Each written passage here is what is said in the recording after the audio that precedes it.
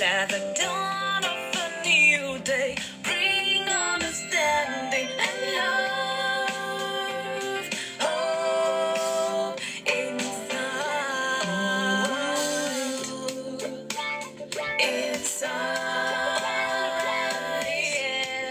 Oh, Lake Hyde, good evening to you.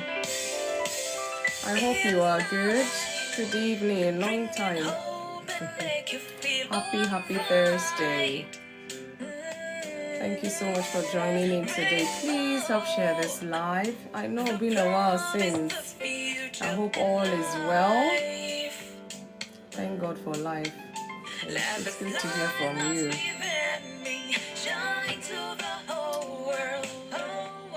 And Aunt Nick, I see you. Or Antonike, okay, I'm seeing two names. Antonike Idom, and that's all I can see. Good evening to you. Please help share this live as we wait on others to join us. Good evening, good day. I hope we are good. Happy Thursday. Let me do likewise as well. If you click down on your screen for about 3 seconds, some names will pop up. Just click send. I'm doing the same thing. Sorry, Laker, you probably will receive another invitation from me now. I hope life is treating you well. Shine to the whole world. Let's keep sending. Thank you so much for joining us here tonight. Our marriage talk is today a serious matter. God will have to help us, or continue to help us. Really. It's been a long week, tired but grateful. Let's keep sending. Thank you, Kenneth. Oh, good evening, sir.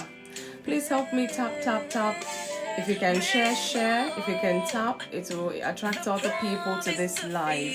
Good evening, sir. Good evening. I'm just about starting. I'm just going to wait a couple of more minutes and go into my talk today. Have a bit of cold, but I'll manage. Good evening. I hope our week has been good. So far, so good. Yeah, thank you.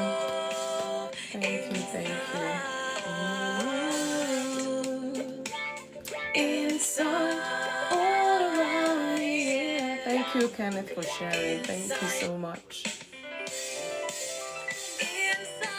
Yes, I hope we are good. Thank God for life.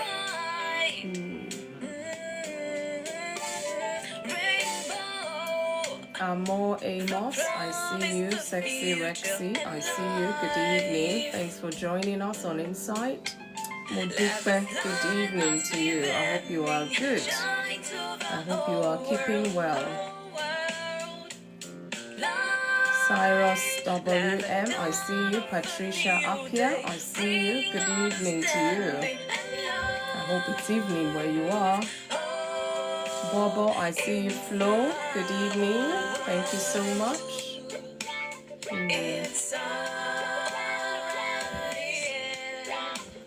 Thank you for joining. Doris, Amantra, good evening. Please help share this live. I hope we are keeping well. I judged myself. What a name. Good evening to you. We judge ourselves. I guess is a wise thing to do. As long as you're judging yourself fairly and squarely. Femi, good evening. Welcome.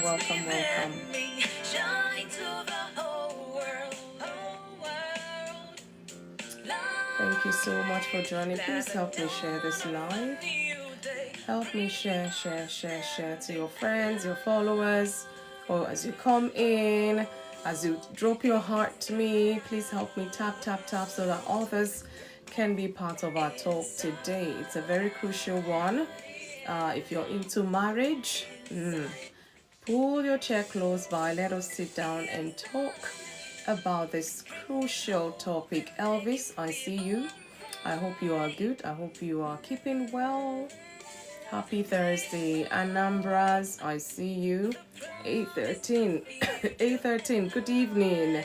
I hope you are good. My brother from another mother, I hope you are keeping well. Thank you so much for joining in tonight. Thank you, 813. Much love. Thank you so much. Bring understanding and love. Oh, inside. Yes, good evening, good day, happy Thursday, wherever you're joining from. Welcome to Insight with FunmiRoyal. Today, the day the Lord has made. Indeed, I am rejoicing and I'm glad in it. Oh, trust me, every day comes with its own trouble. Thank you so much for the heart meet. But we ought to rejoice and be glad in it. God is faithful. Even when we are unfaithful, God has been good. Thank you so much, Kenneth. Thank you so much for the gift already. Thank you so much for the support. I really appreciate this community, and we're winding down for the year, and God has been good week in, week out. January, February, March, April, May, June, July, August, September, October, November. We are here, and just in 3 days, we'll be seeing December by the grace of God. We ought to be grateful. We ought to be thankful that we're still alive is more than enough to say thank you, Father. Evan Soft, I see you. Good evening to you. Welcome. I mean, this year has been a roller coaster of a year, but I must say that, yeah, I am grateful, and I pray that this year would end in praise for all of us. I mean, life is challenging, the economy, oh my God, don't even get me started. But we will cope, we will survive, God helping us, really. Thank you so much. I'm going to go into my talk because it's a bit maybe lengthy, and apologies for any background noise you might be hearing, one or two. And it's the festive season, you have people in and out and all of that, but apologies if it's disturbing, but we'll try as much as possible so that you can hear me. It's on the loudest, and yeah, we'll keep at it. So today we're looking at integrity in marriage. Integrity in marriage, and this is a very crucial one, like I said. And I may say it may trigger, it may not trigger, I don't know, but I'm gonna give my talk, and if anything is being triggered for you, please do reach out to me. I will find a space, so that we can talk about these things. Marriage, like I always say, is not a bed of roses. It's got thorns in it. And if we're not ready, to accommodate the thorns as well, maybe we should rethink before we actually go into it. I mean, to those who are planning to go into it, because you don't know what the future holds. 5 years into your marriage, 10 years into your marriage, 15 years into your marriage, 20 years into your marriage, life keeps happening. Ayoni tell me, oh, my cousin, good evening to you. Says, longest time. I hope you are good. Just take me as I am. Oh, the Lord is my strength. Just take me as I am. I miss you, though. I hope you're good. And yeah, happy Thursday to you. So, guys, we're talking about integrity in marriage. Like I say, God is the author of marriage. And if you want to thrive in it, you want to enjoy it, regardless of the thorns, we need to seek God from time to time to help us, to sustain us, to keep us, to give us His grace, His peace, and all. Because life do happen. Life does happen. I don't know now which English or grammar to use. Life happens and things get shifted. The comforts get shifted. Trust gets tested. A lot of things happen. And God helping you, you have a good or solid foundation to your marriage. It might just weather whatever storm comes your way. But tonight we're looking at integrity in marriage. And it's very crucial. It's one of the fundamental pillars, of a strong marriage. I'm going to go into my talk now. Integrity is one of the fundamental pillars in any strong marriage. I mean, go sit people down. Sometimes it's not even about the years, but it could be a 10-year-old marriage, and they'll tell you that this is what has sustained us thus far. And it could be a 40-year-old marriage, and they'll tell you, that integrity, God is helping us, so you never can tell. But of all, it's one of the foundational pillars of any strong marriage. So while love creates that bond, you found the right person, you've prayed about it, you have the go ahead, you're okay, and all. Lyneth, I see you, and all of that. Yeah, love creates that bond, no doubt about it. And of course, communication strengthens that bond. But integrity protects and sustains it. It's very important. It's one of the many things actually that sustains a marriage. What's the topic last week? Probably that was one of them as well. So marriage will thrive where there's honesty, where there's transparency, and moral character are present, because integrity reflects both the nature of God, creator of the marriage, and the respect of two people, who hold for each other. They hold out for each other. Thank you so much for the heart to me. Thank you, Leslie. Good evening. So it's very important. Integrity. I don't know how far a marriage really can sustain itself without this foundational element, in it. So let's begin to break it down so we have a better understanding. And as we're reflecting, it makes it easier. And then we can check ourselves, check our own marriages. There is no perfect person, mind you. There is no perfect marriage. We are all striving, trying our best. God helping us, at all times. Because if it's a lifelong institution, engagement, you will need every strength possible. You will need every understanding possible. You will need everything possible, really possible for that marriage to keep on going. So what is integrity in a marriage? What is integrity in a marriage? Integrity means wholeness, consistency, and uprightness. I mean, there's so many other bits, but I'm just going to stick with these three for now. It is who you are when no one is watching. In marriage, integrity is expressed in many ways. It's expressed through the way you're honest with your spouse, your transparency, your faithfulness, even accountability, moral consistency. It goes a long way. Keeping your word. Are you a person? Are you a spouse who keeps to their word?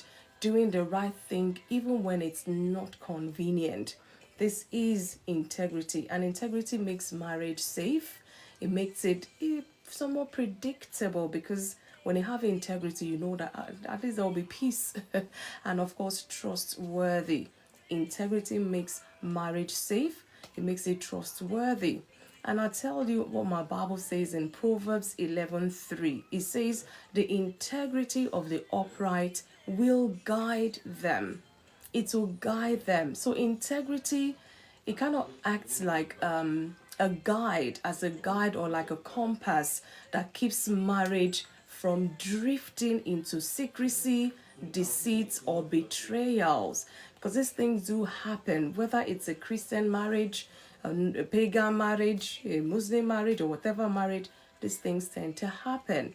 So we have to be on guard, and we have to mind ourselves. We need to look out for ourselves in terms of husband looking out for wife, wife looking out for husband. At the same time, husband looking out for husband, wife looking out for wife. These things are very important, because like I said, life do happen. And in the journey of life, sometimes you find out maybe it's the husband drifting or is the wife drifting. Things would happen that would challenge that marriage institution. But are we ready?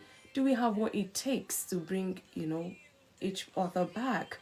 It's very, very important and very crucial. And integrity, like I said, plays a huge role when you're talking about building a solid marriage.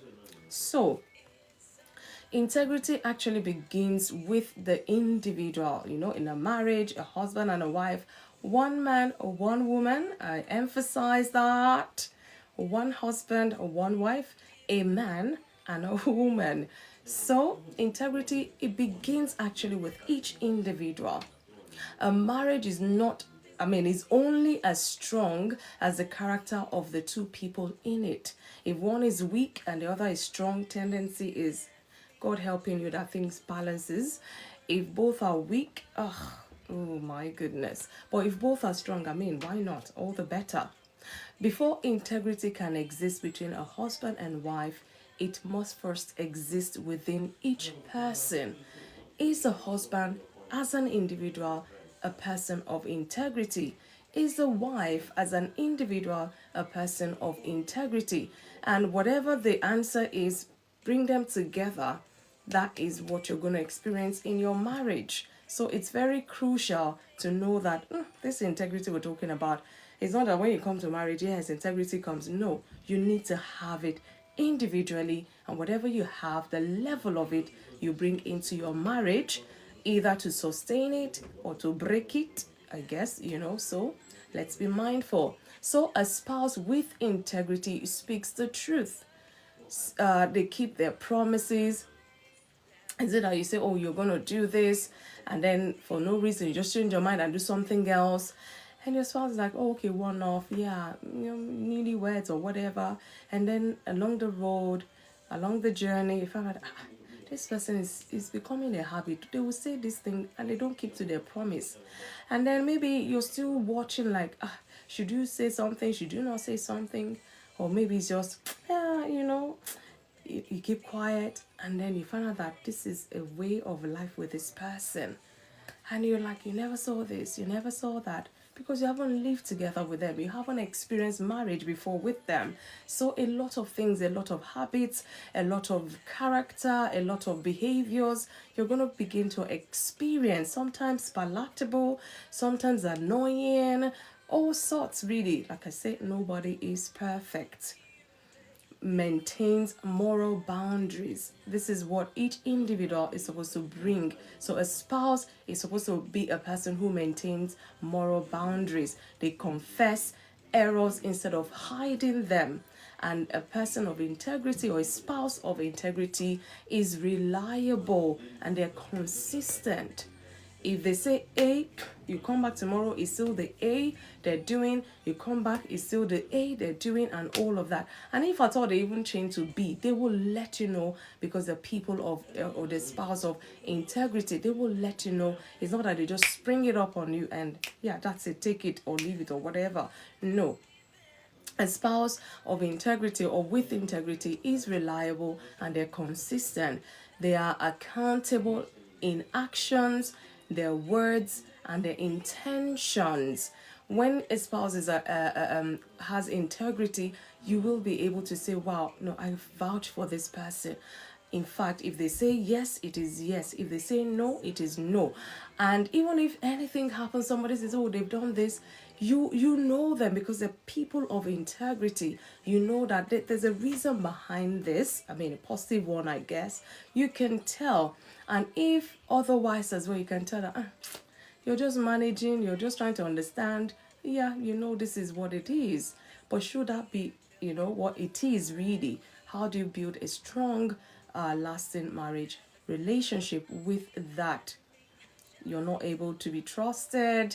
Your words cannot be, taken for what it is. They question, your intentions and all of that. So we need to be mindful. Proverbs chapter 10 verse 9 says, he who walks with integrity walks securely. So a marriage becomes secure when both partners walk with integrity or walk in integrity. It matters a lot. I was just thinking, is it in levels, or it grows actually? It grows as you develop in your marriage, as you bond in your marriage. That level of integrity is meant to grow. Is meant to grow. That is the way forward. But you and I know that these things get tested, tried, and all of that. And not all the time does it stand. It could be broken. It's tested and it could be lost. It's tested and it could be tried and all of that. But regardless, we need to be mindful of how we bring this onto our marriage table. Integrity creates trust. It creates trust. Trust is not automatic in marriage. Even though you trust this person enough to say, I do, it's still at a level. And the more you build together, the more you bond, you find out that it's growing. So the trust is not even automatic. So that level of integrity, it kind of helps, if it's there and it's constant and it can be relied on. Of course, it helps build a solid trust network in that relationship. It is built and rebuilt through integrity. So, well, let me not drop my notes, but however, know that without trust, marriage becomes filled with suspicion, anxiety, even emotional distance. A part of integrity is recognizing and acknowledging one's flaws or limitations, yes, but not everybody can face that. Some people are in denial. Some people, they don't even want their spouse to say, gently, this one I've noticed, this one I've noticed. They don't want, because of maybe the way they grew up, or the way they know life to be. Sometimes it's hard to give what you don't have. So it could be for 1,000,001 reasons. But if you're a person of integrity, who best to chastise you than your spouse? Who best to call you up on whatever than your spouse? So we have to be humble enough to know that this person means well for us and they're looking out for us as well. It's not all the time that maybe a spouse points out something that is meant to fight all the time. No, sometimes they want the best for us, whether we see it or not. That's why we need to do a lot of reflection, really, individual reflection. And as a couple, it's always good to do that as well. So integrity builds trust because there are no hidden motives. You know what you know, they know what they know, or in each other's lives and things like that. Words and actions match. Not that you say this and then the action is something else. You're even confusing your spouse some more. They're trying to wonder, okay, are they coming to what has been said, or is it going to be that way? And then it's not the one time, not twice, not 3 times. And you just find out that this person, can you actually trust them? Because it seems like then they don't have integrity. It's hard. I get it. Sometimes it is hard. And sometimes some people don't even know that this is their behavior, or this is their way of life. They'll say one thing and they go do another thing. It's become part of them. They don't even see anything wrong in it because they've been living life as an individual. Now they have to be accountable to somebody else, and it's hard. So each spouse feels safe and valued when integrity is there, building that trust. There is no double life or secrecy. Mistakes are owned, not covered, because you're a person of integrity. When you make mistake, hands up. If you have to apologize, if you have to repent, whatever it is, hands up. Matthew 5:37, a popular verse in the Bible, says, let your yes be yes and let your no be no. Jesus said that.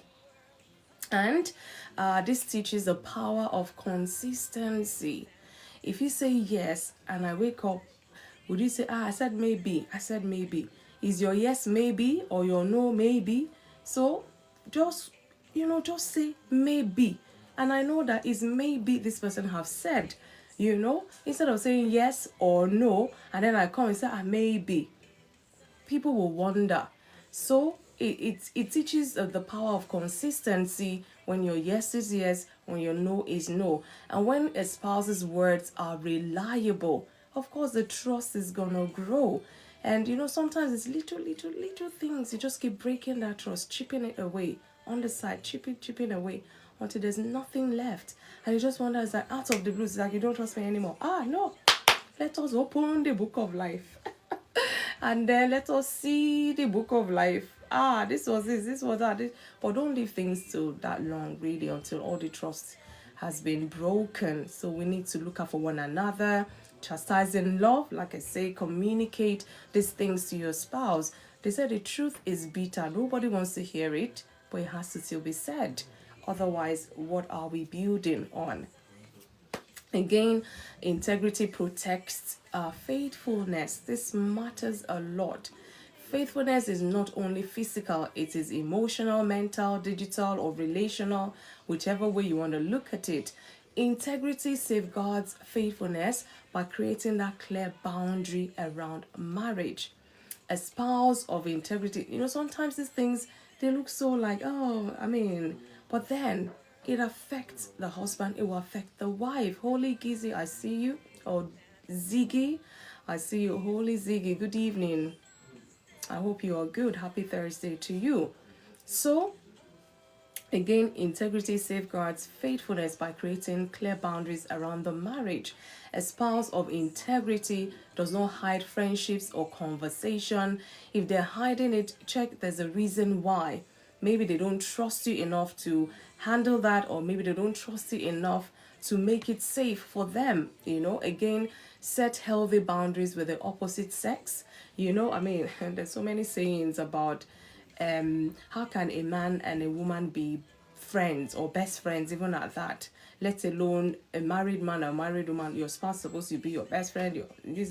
I get all of that, and of course, ideally it should work. But however, I was thinking of this when I was writing them, like, if you're fortunate enough to have a counselor as a best friend, maybe you can confide in them certain things. But I said to myself, you want to kill the counselor? It's bad enough they're attending to people they don't know. Now you will add your own, but then I bet they don't mind if truly that is their calling, I guess. Again, a spouse of integrity would avoid secrecy around phones, online activities, and things like that. But you find out that a lot is happening today, even with the social media. Is Miss Holiness from Renam? Oh, Miss, how are you? Wow, sis, it's good to see. Oh, wow, how are you? How's your family? How is work?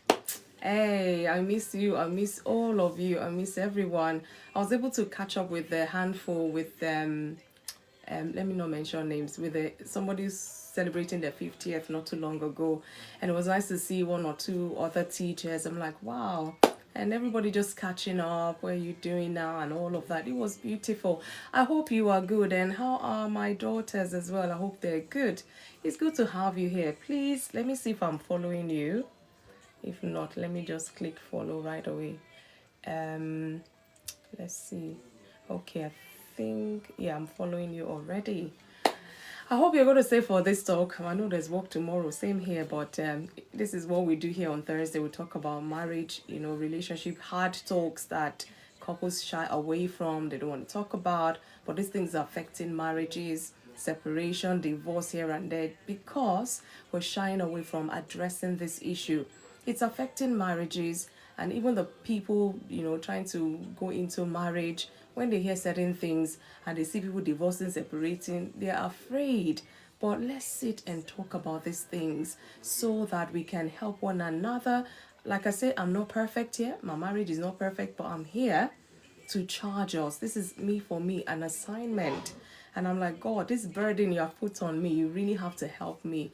So by the grace of God, we are doing well. Thank God. And they are doing well. Thank you all. Good to hear that. Thank you so much. Thank you. Thank you. So what was I saying? I'm talking about a spouse of integrity. So it does not allow emotional connections to form outside the marriage. What we mean by, we don't want infidelity as such. You don't want to, go and attach emotionally with someone to the point that it gets to the other side. Of course, I'm on board. Okay, that's good. Good to hear. So hopefully you will have it in the box when I round off, and then you can share one or two experience or a word of advice for some of us. We're still learning. God helping us, Even if you're 100 years in your marriage, you still learn. We learn by the day. Heading into 27 years, boy, oh boy, it's like a life lesson university I'm in, and of course there's no graduation. You guys know that. So a spouse of integrity chooses what honors their spouse even when the spouse is not present. Hebrews chapter 13 verse 4 says, marriage is honorable among all, and the bed undefiled.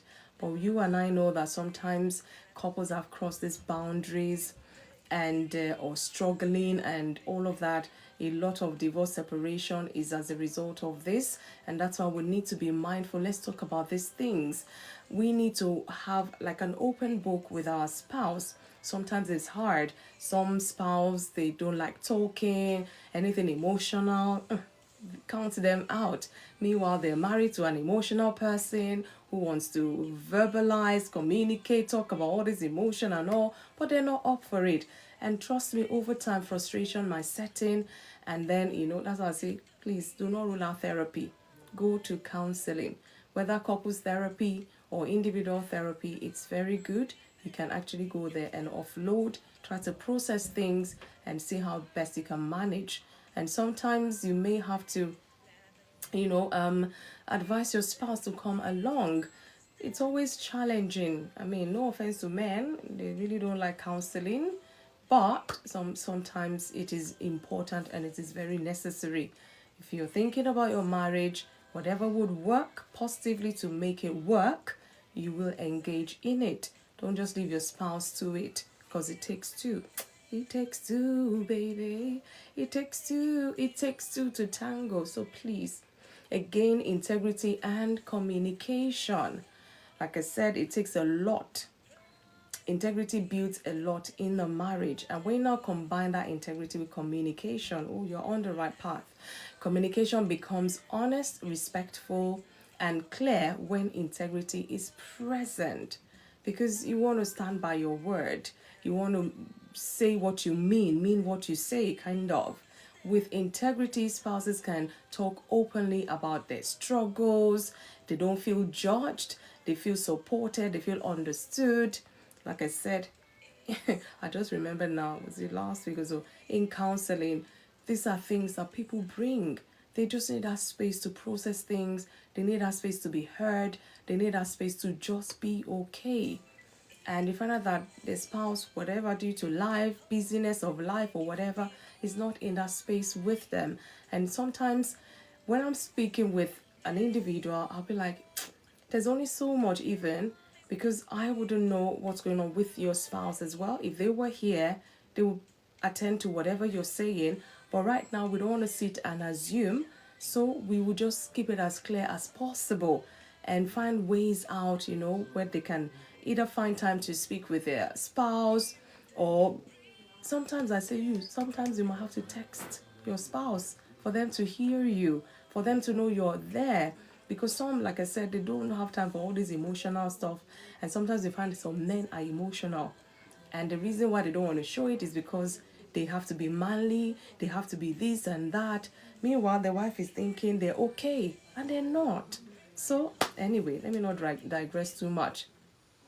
So, with integrity, spouses can talk openly about their struggles, temptations, emotions, their mistakes, expectations, the boundaries, their needs. I mean, who else would you say these things to?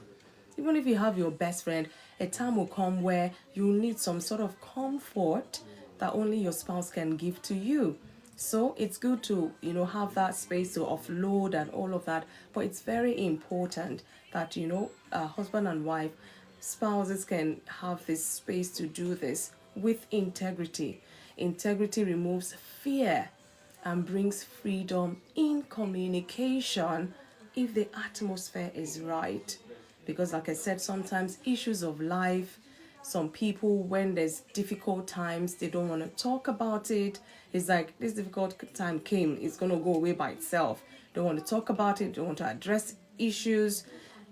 What's going to happen really? Because they say, oh, it's going to go away. Even if you have to pray, prayer is communication with God. So there has to be some sort of communication such that, integrity can stand on. Ephesians 4:15 says, speaking the truth in love. But if I'm being practical with you, we speak the truth in anger. We speak the truth in pain. We speak the truth in so many ways. But this is what my Bible is saying. We should speak the truth in love. Guys, it is hard. It is hard to always constantly speak the truth in love. It is hard. I'll leave it there. Holy Spirit will expand that in your mind. truth plus love equals healthy communication. That if we allow that space, to be healthy communication.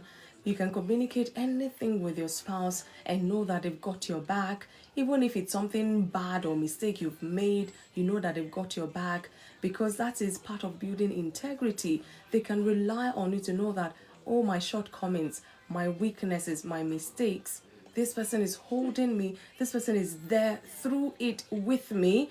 And oh, if you've done something to offend them, even they manage because of the love that is there, you're building on, and integrity and all of these things.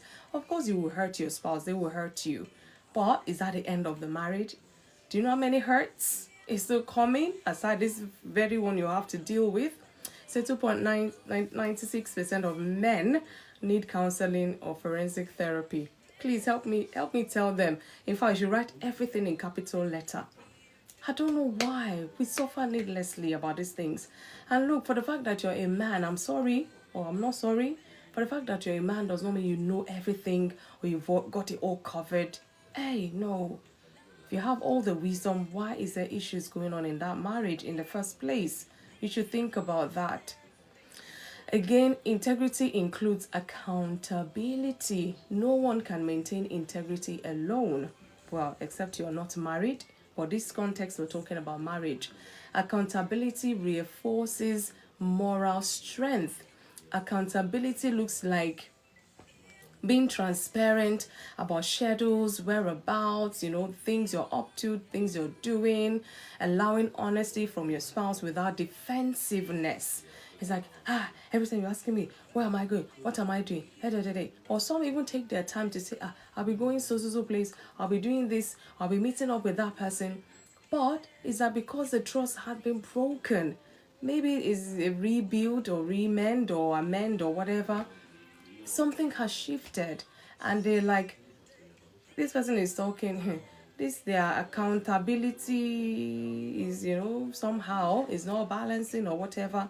Or you start feeling again, are they up to their old ways, even though they're not? So there's a whole lot of confusion that can come in if you break this thing called accountability.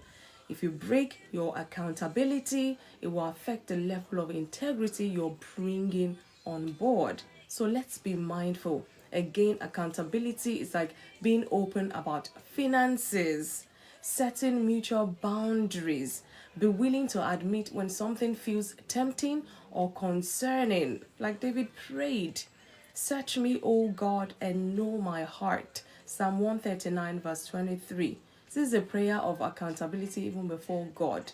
See, there's certain things that no matter how, like I say, even the men of God, or man of God, or a believer, or whatever, we are human. We're prone to error. We're prone to mistakes. We're prone to weakness. Why all these passages in the Bible strengthening us, telling us not to be afraid, telling us to be strong, and all of that is because God knows that we will get to that weak place. So we need words to strengthen our faith. Search me, O God, and know my heart. Are you accountable? Can you be held accountable for anything in your marriage?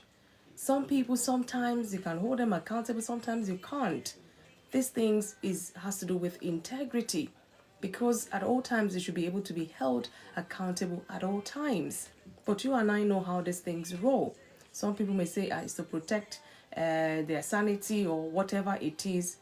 But we all know that a husband and a wife, anything at all should be between them and God. Be held accountable.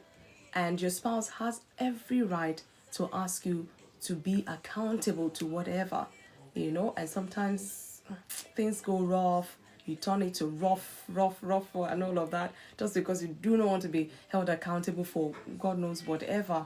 And this is no way to build any marriage relationship. Again, let's know that integrity heals and restores. It can heal and restore. When integrity is present, healing is possible. Like I said, it's more like trust. When it's broken, it will take extra effort to rebuild. And just like your spouse knows you're a person of integrity, and you've broken it once, twice like that, it's gonna it's gonna take a long time, if care is not taken, for them to actually believe you're a person of integrity again. So where integrity is absent, restoration becomes difficult, because they're trying to see you as this person of integrity, but your actions is speaking otherwise or showing otherwise. It's going to be difficult for your spouse to actually, vouch for your integrity, if I can just put it that way. So when mistakes are made, integrity admits the truth. Say, I promise to say the truth, the whole truth, nothing but the truth. Not that, let me spare them. What's the word they use again? I didn't lie, I just didn't say the whole thing. All sort of excuses, so to say. And that's the next point I'm going to say. Integrity apologizes without excuses. Everybody can have excuse to do whatever, but then it has to be justified, really. Integrity apologizes without excuses. Integrity seeks reconciliation. I didn't want to hurt you. Yeah. And it becomes a song you sing all the time. I didn't want to hurt you, yet you keep hurting. Hurting. Continuous, present continuous tense. It's like you're not even planning to stop hurting them. Because like just last week we had this talk, you hurt me so much, and you were all like, oh, I'm sorry, thank you so much, Holy Ziggy, for putting that out there. Oh, I didn't mean to. Just last week. This is another week. And this is another week, yesterday, today, and you don't mean to. Then there's something you really need to work on. Something is broken in you, maybe. You really have to help your spouse to believe that you're a person of integrity again. But these things can be attained again, but it just shows you have to be conscious about it. You have to be intentional about it. Like I said, I know we're not perfect, but then don't go out of your way because you know that this person loves you no matter what, and then you just keep breaking and breaking and breaking stuff. A time will come that they might not just be able to take that anymore. And then you remember where we started. Separation, divorce, when things get so intense and is one-sided, the other party is not, taking up accountability or responsibility for their mistakes, for their errors and things like that. We're all human. There's only so much each person can take. So what you know that you don't want to be lauded on, you do not laud it on somebody else. I'll leave it there. Integrity makes changes. We're not perfect, especially when it's something you're not even aware you're doing and your spouse points it out. Change. It will not die. You will not die. It will not kill you. But rather, it will make your spouse trust you more, see you more as somebody responsible, somebody that can be held accountable. Change from your old ways of thinking because it's not helping you in your marriage. And a lot of people struggle with this because this is who I am. I'm the same yesterday, today, forever. When they're not Jesus. Let's be mindful. Integrity accepts consequences. It does. Integrity rebuilds trust slowly and sincerely. It should. And that's if it's done properly. You've hurt like the Holy Ziggy was saying, our ego will not let us. Hey, tell them. Ego, pride. Some people, they don't have humility whatsoever in them. They'll be like, my people from my place will say, see finish. Because this person has tolerated with you for so many years, you don't even know when to apologize when you've done wrong. Because, it's them, they'll forgive you. We move on, life goes on. You're just breaking something gradually from your spouse. Trust, you're breaking it slowly, slowly, slowly. God help you that by the time they, charge back, there's still an ounce of love, trust, and all that to keep you guys going. Let's be mindful. James 5:16 says, confess your trespasses to one another that you may be healed. Even with God, you've done wrong, you go to God, ask for forgiveness, and sincerely, He forgives. His arms are always wide open. The only thing He doesn't like is when we keep going back to the same thing. It's like a dog going back to its vomit. This kind of would anger God, so to say. how much more our spouses. You say, oh, you're sorry and all. Okay, there's hug, I forgive you, let's move on and all that. And then you come back again, it's exactly the same thing. Like, seriously? Again and again and again and again. Let's be mindful. There's all flesh and blood, flowing through those veins. Let's be mindful. Not that, I think some weeks ago we're talking about apologizing. Your body language matters. You know you have done something wrong. And you're coming to your spouse to apologize. And all he says, sorry. I said I'm sorry. Did you not hear me? Hey, see person of integrity. Or see the way they're apologizing. Or you come sincerely, you feel bad and you're like, I'm so sorry. I didn't even realize or whatever. But say don't make excuses or whatever. I'm so sorry the way I hurt you.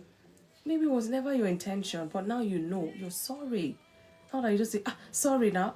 If you don't want to take the sorry, no, that is not going to make them see you as a person of integrity.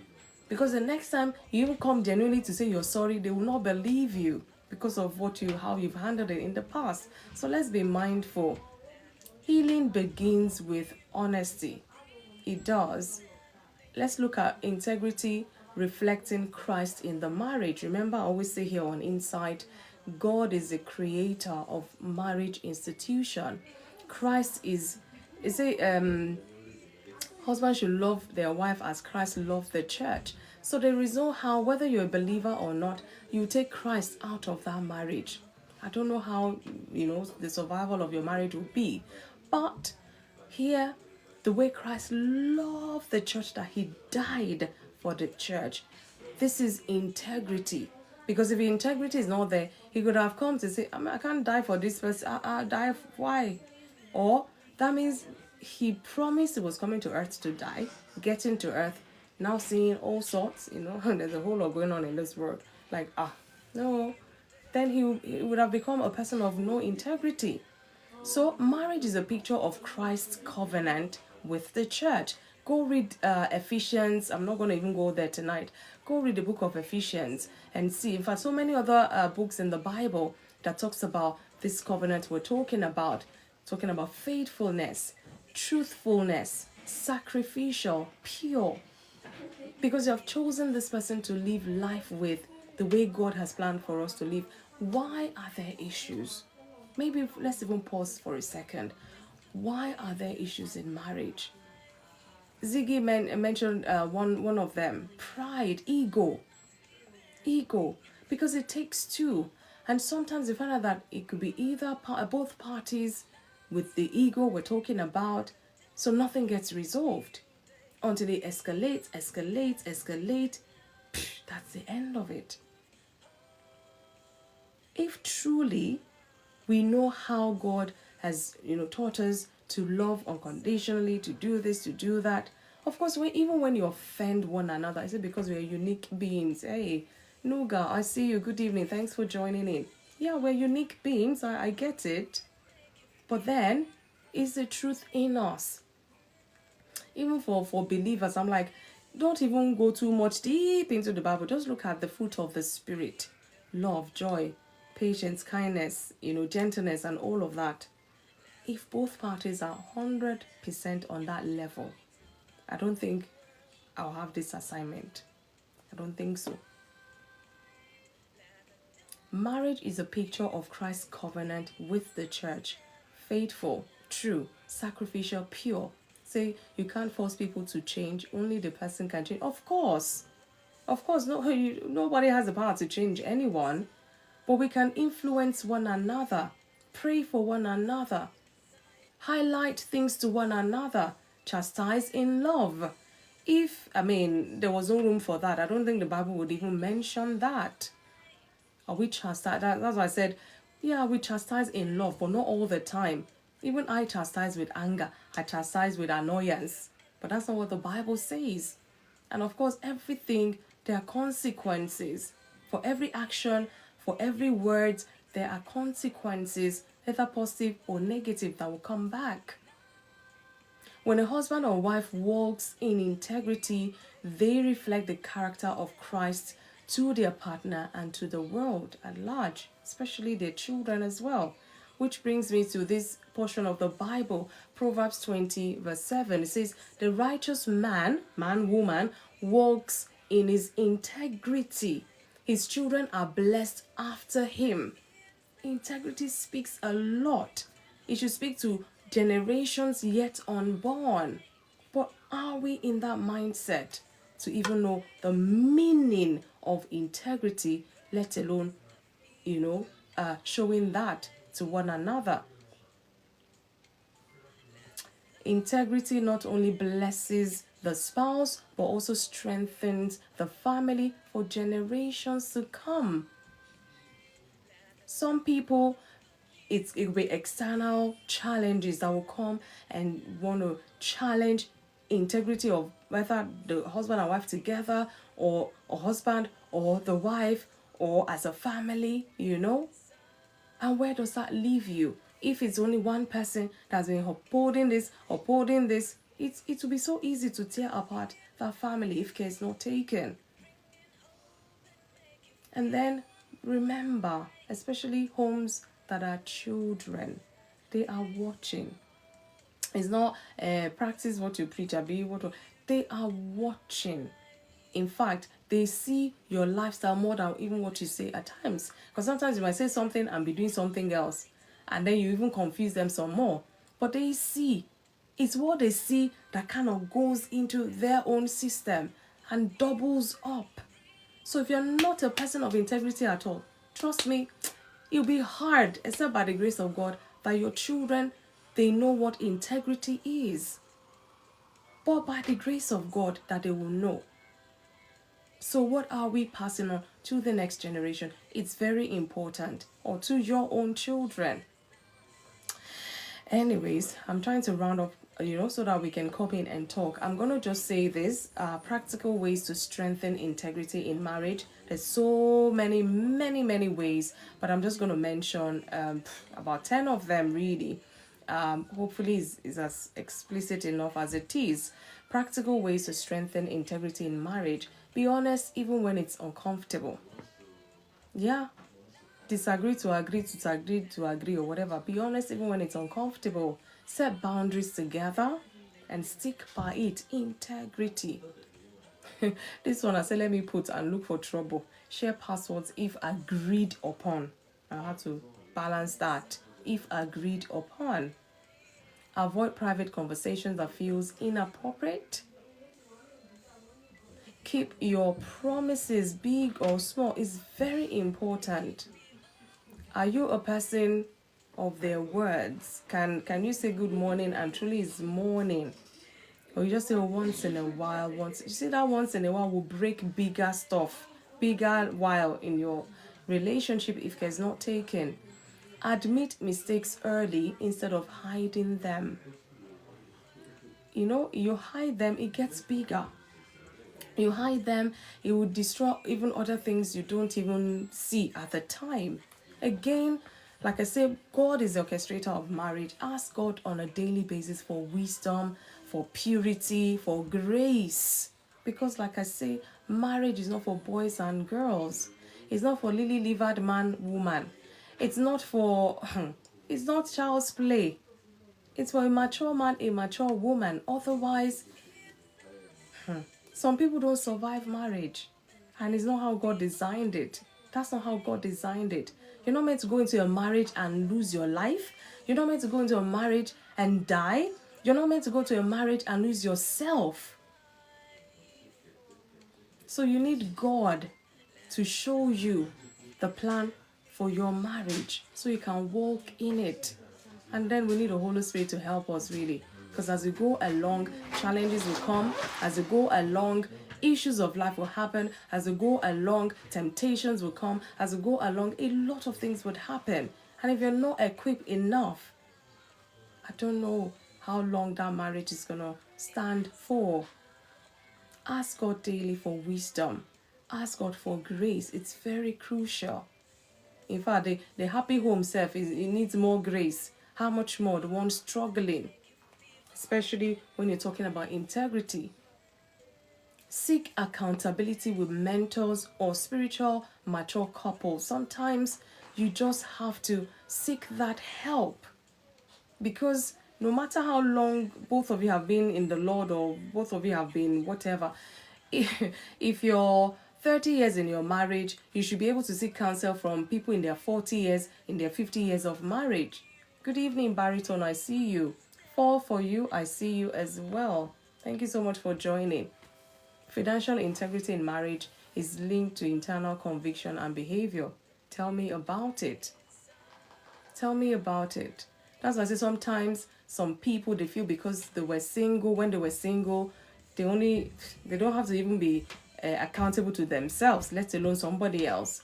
And now they are married and they still want to be living that single life.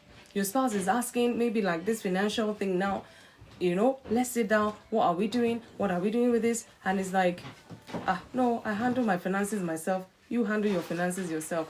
Maybe, yeah, you can get away with it when children are not involved yet. But the moment children are getting involved, the moment you're acquiring stuff in that marriage, there is no how you not talk about finances. There's whether you're going to merge some or leave some, or you have to sit and talk about it. Otherwise, financial wise, where would that leave you? Stay sensitive to the Holy Spirit's conviction. It's very important. That's why I say you connect with God the Father, God the Son, God the Holy Spirit. It's very important, very crucial. A lot of things I've learned in this journey called marriage so far, honestly, the truth is the Holy Spirit that gave me some nuggets. I can't say I heard it on one pulpit or one pastor or one book or something. Honestly, that's just it. Because right there and then I'm like, which book do I want to even go and consult? And then you're lost in thought. How do you handle this? And then I remember, after all, there's a God of my marriage. Let me go ask him. Because this one passed me. I don't think I've seen it in any book. I don't think I've read it. How do you handle this? For one, withdrawal of correction, you need to deposit 5 to 7 times of love. Hey, you see, that's a principle right there. That is a principle right there. Let's be sensitive to Holy Spirit. And if you say you're not a believer of God, I hear you. What is your intuition saying? What is that inner voice in you? What is it saying? Then choose what honors your spouse even when unseen. This one is integrity at its core. We learned this in our marriage course. Oh, that's good. Thank you for the nuggets. Oh, Leslie. Maybe I told you should go and write a book. Go and write a book. It's not the number of years, oh. It's the level of experience. Anyway, I'll leave it there. Guys, I'm going to round up. And I want us to come and talk about this. I think I only have one question today, yeah. One question, yeah. Hey, it is well. The rate of divorce. And if you hear certain things that is bringing about divorce, separation, it's alarming, disgraceful sometimes. But it is happening. It is happening. Integrity is the glue of marriage. I don't know how a marriage can survive without integrity. Honestly, I don't know how. Love may begin a marriage. An attraction may ignite it. But integrity sustains it. That's why you find out some people, they'll be maybe 6 months into their marriage and they've scattered the whole thing. And then you'll be wondering, were you sleeping when you were courting? Were you this, were you that? Because it's that sometimes marriage just brings out like another person altogether. Sometimes, And they'll be like, month 1, they did this, they did that, you overlooked. Month 2, they did this, they did that, you overlooked. Month 3, seriously. And the person is like, the reality just dawned on them like, is this how I'm going to live the rest of my life? Please, let's just annul this marriage. Let everybody go their ways. I know it's like, oh, should that be the solution? But I don't know nitty-gritty. I don't know where this is coming from, but I've heard of cases like that. And I've had 1 or 2 clients that I had to ask question like twice. What do you mean you're 4 months into your marriage and you're already separated for a month already? And I'm like, From where to where? How did you get here? So things happen and I get it. But integrity, again, I'll say, is the glue that holds the marriage. If you know you're not ready to be held accountable to somebody else, please don't waste their life by tying them down. That is as much as I can say. Love may begin that marriage and that attraction may ignite it, but integrity sustains it. And God helping you, you both have it. It creates trust, protects that purity, it strengthens that unity. Integrity does all of this, and of course, it reflects God in your marriage because God is a God of integrity. Whatever He says, He does it. Are we like that? V, I see you. Good evening. Michael, I see you. Are we like that? Are we like our Father in our marriages? It's very important. A marriage built on integrity becomes a safe, loving, transparent, and spiritually grounded partnership that can withstand trials, because trust me, they would come. It would withstand temptations and time as well. Some people, when they're signing the thing or when they're making their vows, till death do us part, forever, for better, for worse, for this and that. Yeah, I get it. We say those vows. But you don't know, everybody goes into marriage with these high expectations, positive expectations, all of that. But some people, if I go to the extreme end, the marriage only lasted 5 years. One of them dies. This was not part of the plan. And then you now think, 5 years of my life with this person, have I been this that I promised? Have I been that? Can they actually say I've been a person of integrity? Did I actually make them enjoy that 5 years of that marriage? That's on some extreme cases. Because trials will come, temptations will come, hardship would come, trying times. This one, you can't escape it. Even individuals that are not married, they go through these things. How much more as a couple? My prayer is that every couple will seek grace to walk in integrity. These things are hard, and I know God will help us to walk with that grace, walk in it with integrity, individually and together, because it's very important. As an individual in that marriage, do you have integrity? And as a couple together, do you guys have integrity? These things we sometimes overlook.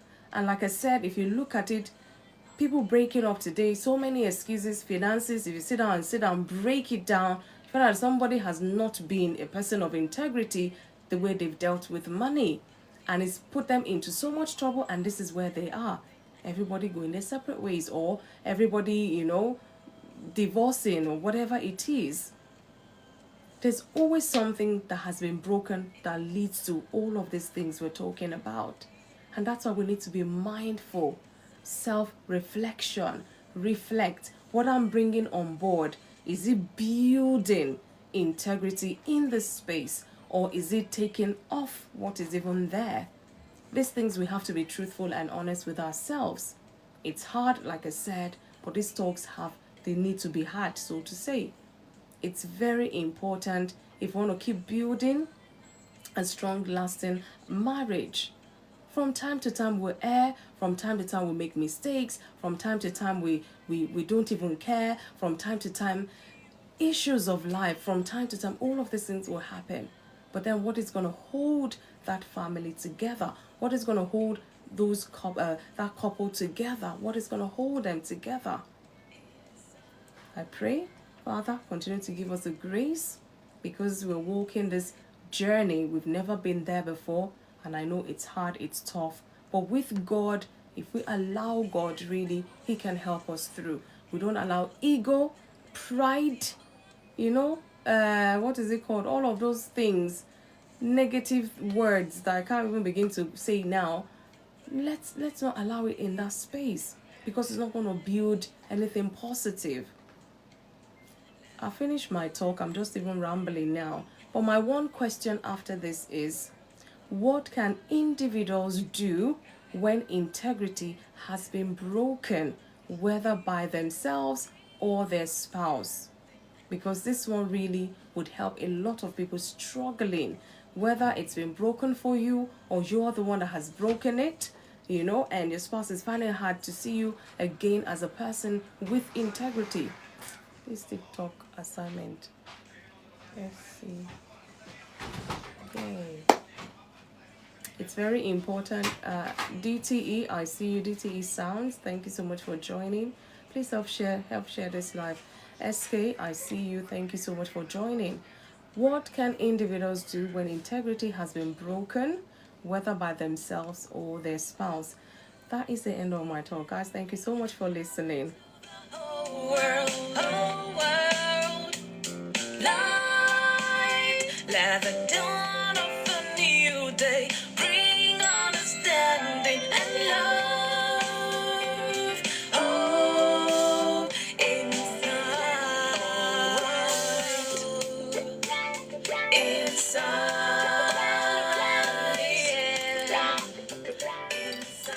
So that's as far as I'm gonna go. What's the time? Well, I think I kept to it today because I have like 6 pages long.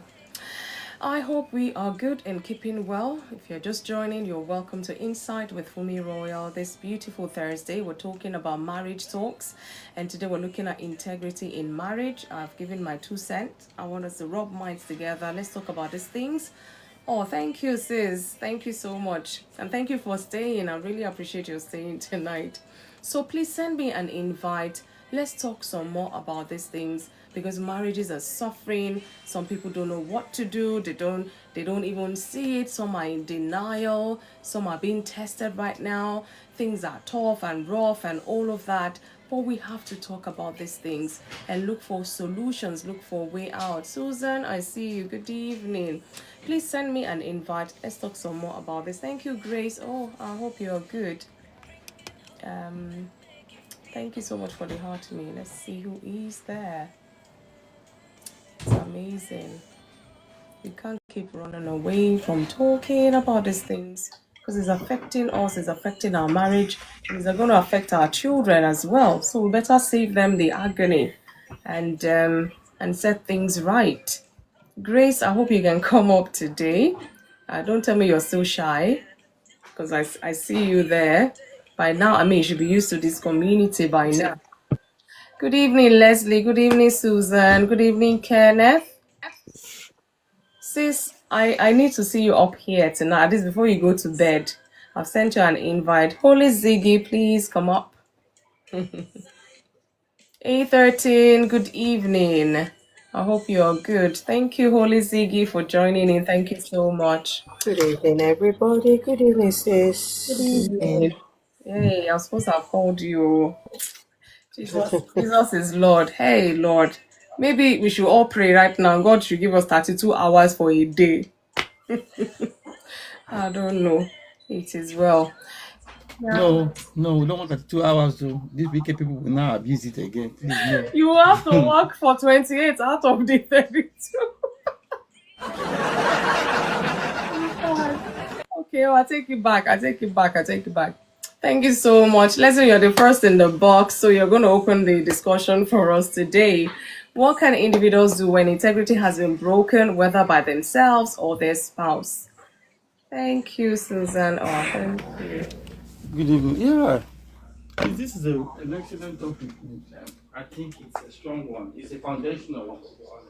Yeah. Oh. You're far away, Leslie. You're sounding far away. I hope it's still there. Hello? Can you hear me now? Yes. It's like you walk sorry. off. Please, let's keep tapping, please, guys. It is a foundational topic, integrity, because it's what it's actually to do with character, a person's character,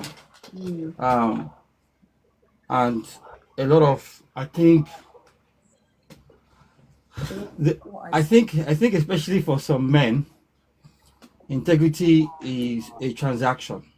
It's only when it's beneficial to them that it matters to them. When it matters most to them, or else if it's on the other side, they don't feel they have to have any form of integrity. You really have The to re- break that down, Leslie. yes, I'll give an example. Um, I'll give an example. Yes. Um, and I saw, and this is an example I actually witnessed live last week on a live. Oh, They were talking about whether whether whether whether money was very important in a marriage and why. And everybody was saying yes. But it was when they asked the motive, that's when you could really now see people come out and say it was more to do with control rather than benefiting the marriage. And it got to the point where one of the men actually said he does not need to be faithful in his marriage as long as he's financing everything in the home. And for really? him, yes, yes. And I said that is the reason why, we're talking in terms of, I'll say in terms of some Nigerian men, that's the reason why they want money. It's not because they want to do anything good for their family. It's not because they actually want to change the destiny of their children or anything. It's because I want to do what I want to do. And money affords me that kind of behavior. And he literally just said point blank, yes, why should I be faithful in my marriage if I am financing everything? That the woman should be happy that she's married to me because I am making all the money. So you can see that that's already an issue of a behavior flaw that this person does not see as an issue. And so integrity is out of the window. Now, I now pointed to him, fine. But I told him, you do know that the way you are treating people in your marriage, you are training them inadvertently to behave like that towards you. And so if that's your behavior, you are training everybody in your household that money is the most important thing. And so when your children grow up, all they will see you as is an ATM. Do not be upset. And he said, oh no, that can't happen. I said, no, you have trained them. You are training them. Even if you're not saying it to them, you are training them that that's all that matters to you. Okay, Julia. So this is the thing about integrity that a lot of people don't recognize, that it, everything you do is really an influence or a training, or it's a way of how you are getting people to walk around you. I said one of the points I made was that in a marriage, Yeah. I remember very, very early when we were doing our pre-marriage course and even in our marriage course in 2020, the one of the things they said is that in a marriage, if you are going to make a correction to your spouse, make sure you have already deposited at least 5 to 7 times of love before you make one withdraw on correction. In other words, yes, you can correct too, but don't just correct from an empty tank. Don't just correct from an empty account, because what that becomes is just criticism. It's not correction. Correction always comes from a resource of love. The undercurrent of it is that you love that person and you want to see the best for them. So integrity is very important, and I think even in terms of financial integrity, and this is one of the reasons why the West, they are beginning to lose. In fact, I won't say they are losing it now because they've removed quote unquote God. They That's another story. But one of the reasons why the West has been leading in so long is because of financial integrity. The institutions, if I put my money in the bank and I lose it, I can get that money back.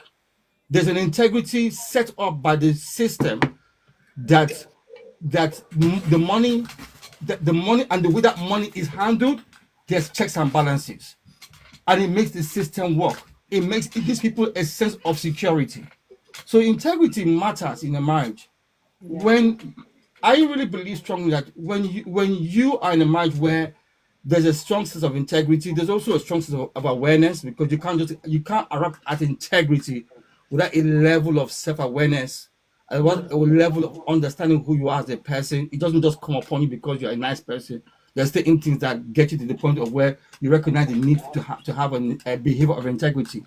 But it gives you a strong sense of peace. It means that everybody in your marriage, everybody in that household will feel safe and secure. there will be a level of security and safety because what you say is what you do. Who you are, they can tell. Not that today you are high, tomorrow you are low. That's not how it works. No, I'm not saying that you're not, that you don't, you must be perfect. I'm not saying that, but there's a level of how things operate where there's a stability. And I think many times we undermine the blessing and the benefit and the hard work of building a life of stability. Because once you achieve stability in a marriage, you can really, really grow. When there's a lot of instability, insecurity, I don't care how much money you have, I don't care what it is, there's no peace of mind. And according to the Bible that I read, though, peace and prosperity go together. Where there's peace, there's going to be prosperity. Hey, I There's see. going to be prosperity for generally everybody. It's not just one person. Yeah. Everybody will feel secure in that situation. Where there's peace, there's going to be prosperity. So integrity is very important in a marriage, And I would dare say more so the husband, because quote unquote we are the head. We are the head. So there has to be a level of integrity Yep. as especially as men and husbands in the marriage, that you can be trusted, you can be understood, you're not irrational. I said there's a mental illness going on, and obviously there are things that can be done about that. But there's a level that you can be understood. You can, you've created an environment where things can thrive and people are not insecure, and that comes because you have integrity within yourself as a person. You know. So I hope that helps. So I don't know. I don't think Yeah. that So helps. so But when integrity is when very. when it's been broken by either husband or wife, what can they do? What can they do? Um, in, integrity. When a marriage is broken, due to lack of integrity or whatever, maybe it's hard work to build it up again. Trust, to have a marriage where they have trust and then it's lost. If it wasn't there before, then it might not be such an issue because there's a lot of issues. Wow. But if it was there for a period of time where things were working for a while and everything, and suddenly somebody violated the marriage, whether it's maybe through financial irresponsibility, it could be an emotional situation that has gone out of control, it's been unmanaged, lack of accountability as well. And again, it takes a kind of integrity to be accountable to other people. We're not just accountable to your wife, but there are other people you're accountable to. Even in business, if you're not part of some sort of group or board, people won't take you seriously. They just won't take you seriously because they would like, who are you accountable to? Yep. Who can we call that can, if something goes wrong, we can call them to account for X, Y, and Z. So again, this is why I say that integrity is a very foundational matter for things to work. So if it's broken in a marriage, to repair it, it's going to be some work. That might involve some level of counseling. That might also involve the one I know personally. The husband had to give the wife access to all his phone numbers, bank accounts, and this lasted for about 8 months to where she felt okay. He can be trusted to do Again. things without me having to monitor and all those kind of things. And yeah, some people separate. There's one. They were a famous family, but before they became famous, the woman separated from her husband for about 6 months because he was always drinking and he wouldn't stop, and it resulted to some level of DV. And for 6 months, she kicked him out. He was on his own for 6 months, and he realized that he couldn't do well on his own, and he went to put himself through rehab, went to church, and returned to the marriage. And even then, he had to be on the wife terms. And thankfully, that really helped him also in his business, ironically. And they became very successful. It's a real family. I don't know if they are called the Dog Dynasty. If you read the story, that's what happened to them. I think they even made a movie. I think the man is now late now. They even made a movie and they actually detailed that account very well. And I remember the wife discussing it. So yes, it's a hard work to rebuild a marriage to that point where there's trust and integrity is restored. It's hard work. It's not easy. And we can see what happened also in the Bible, um, with King David when that relationship broke down, how it affected the relationship with God. And if you read Psalm 51, it actually says God should not take away His Holy Spirit. So yes, it's a very painful process. And I think sometimes we can get wisdom by just learning to see all these examples, so we don't have to make those same mistakes. But yeah, it can be done, but it's hard work. And if the person decides they don't want to do anymore, well, you might have to take that hit as well. But it's Consequences. hard work to restore. Yeah, it's hard work, very hard work. Thank you. Thank you, Leslie, for your submissions. But don't cast me not away from thy presence, O God. Take not your Holy Spirit from me.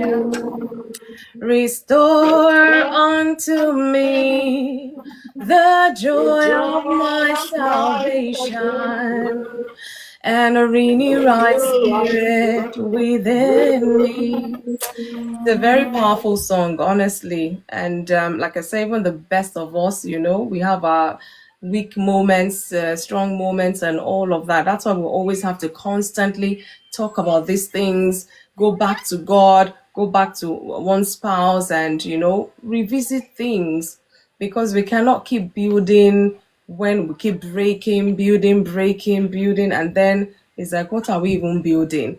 And you find out that it's like there's nothing. And that's why it gets to that point where if everybody goes their way, it just seems like the next best thing to do. But we cannot ignore things. We cannot keep pushing it under, keep pushing and hoping all will be well. We have to address issues.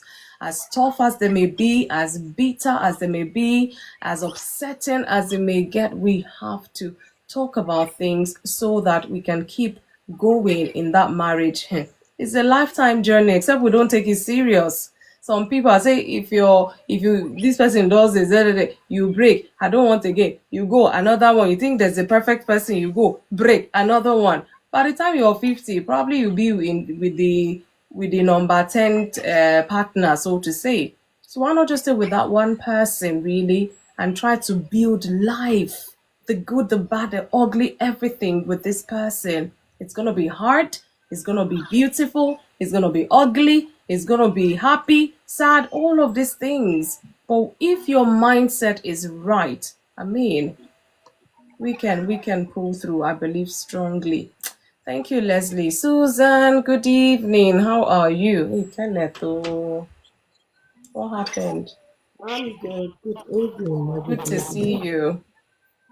See you good. It'd be nice to see you. To see you nice. See you nice. Yeah. Wow. I hope your week has been good. Oh, it's been busy, busy, busy, busy. I just came back from work anyway. Tell me about it. The great eagle, I see you. Yeah. So this is what we're talking about today. I don't know what has been bubbling in your tummy to share with us. And if you want to touch on the one question, what can individuals do when integrity has been broken, whether by them or their spouse? So please, the floor is yours. Okay, thank you very much. Integrity in marriage. Well, with the question, what can one do if integrity is broken? You build it back. You just try and rebuild it. It's not easy, but you have to. The person who broke the integrity has to put effort to build it. Now, when you're talking about integrity in marriage, it comes with a lot of children, grandchildren in it. At least Leslie talked about accountability. Let me hit on fairness, because if you have integrity, you'll be fair with each other. Because I heard somebody say, oh, My wife is not my family member because she's not my blood. Ah, Uh-huh. really? Yes, so the children are his blood. The wife is not his blood. Wow. I don't hear another one today. Oh, I say, so who can bring the children? Would you have brought the children without the help of the woman? So there's a lot of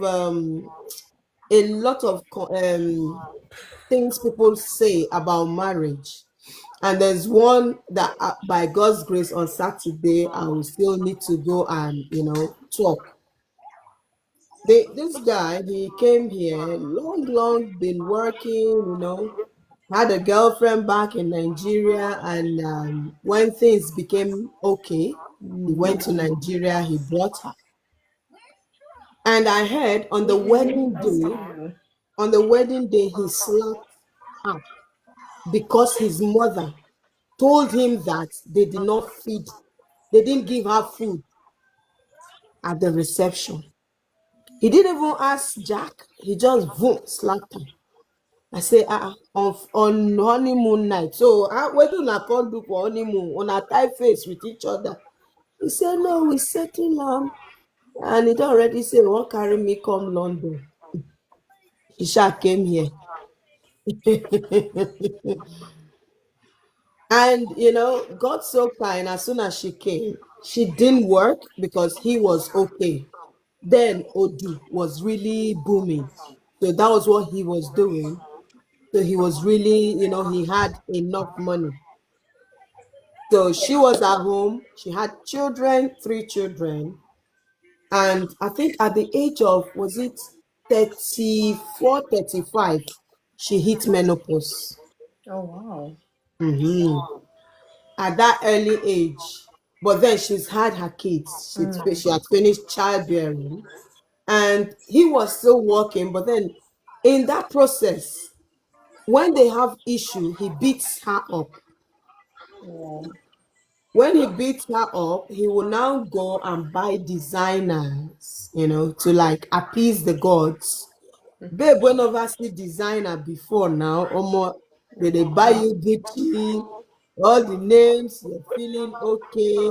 And that was how he used to settle their fights. Until I came into the scene and there was a day, this cable that this printer cable.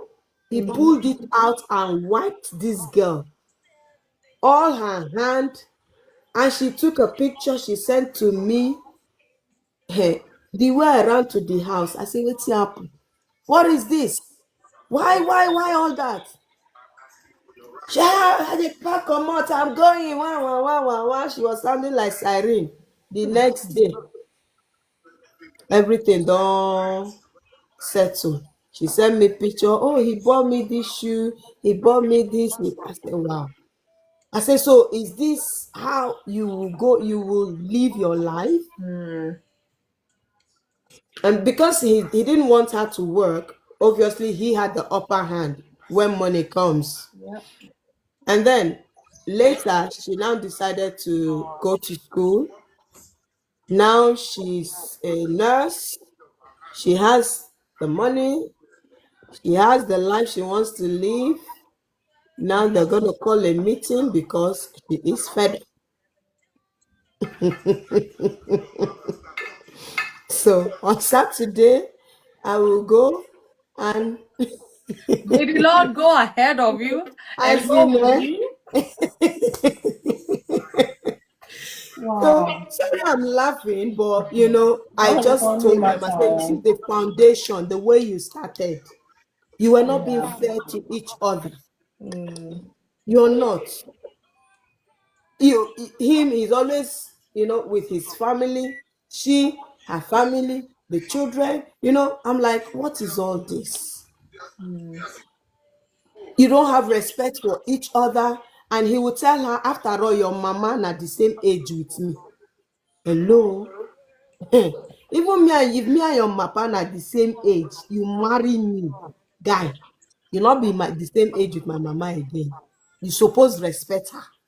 Even if you are older than her, for the fact that you're married to me, forget it. So integrity in marriage comes with a lot of Wings, I see things. you. It comes with a lot of things that we tend to ignore. All these little things that you think don't matter, they really go a long way. Imagine starting your marriage with beating you, bribing you.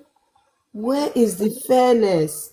How? Okay, now, okay, you now say nobody can talk to you because you be Alpha and Omega. So if nobody can talk to you, who are you accountable to? Nobody. So if something goes wrong, something goes right, nobody can sit you down and bring you back to order. And sometimes it happens with our Nigerian men because they feel they still carry that Nigerian package of disciplinarian and Naija. I be the man, I be the man. You carry am come London, still dey do I be the man, I be the man. Yet when e reach to pay bills, you no be the man. You dey share bills. So where the man dey? So there are a lot of things that we learned from our parents. Yeah. Our mothers swallowed it. This Gen Z, they are not ready to swallow any tablet. No, at all. Oh. Yeah. If you're not ready to be trusted, respect each other, account, that consistency in marriage, they easily get tired. That's it. When they get to work, they are doing yes, sir, yes, sir, yes, sir. Oh, yes. They are loyal to their bosses, wey be woman. But then when they come house, they want to be Alpha and Omega. So all these things that we think don't matter, they really go a long way. And if you want to now equate it with the word of God,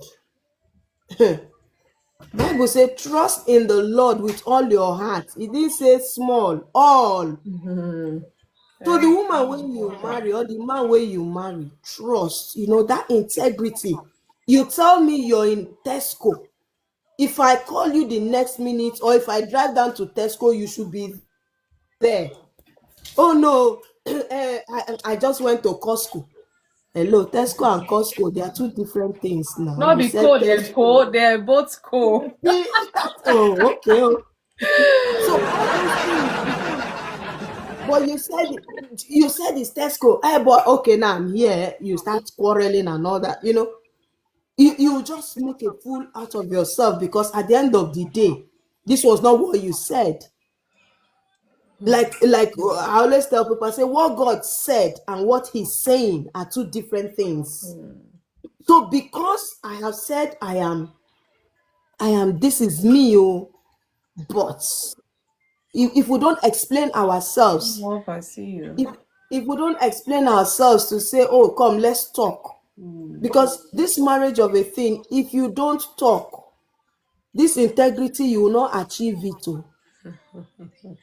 The integrity on its own is like a bunch of pineapple that you have to peel, remove the eyes, the middle, take it out, or the head, the crown. It's a package.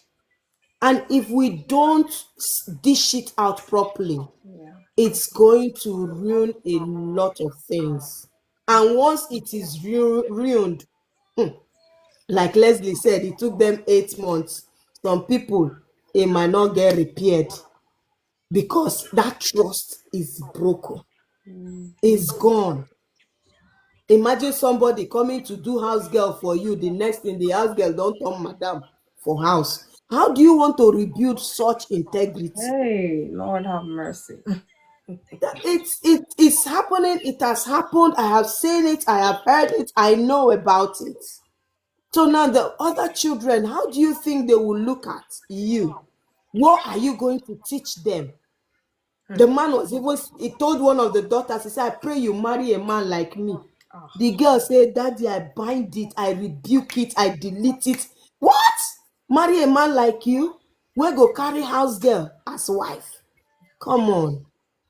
There's a lot of errors that we have seen. If we, the modern people now, try to teach our own children the right things, I think marriage will be sweeter than what we have experienced or what we are experiencing.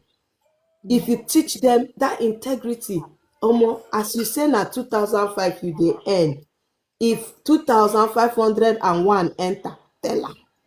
Be transparent, because if you're not transparent, there's nothing. I'll be looking at you like a movie, because I am planning my own.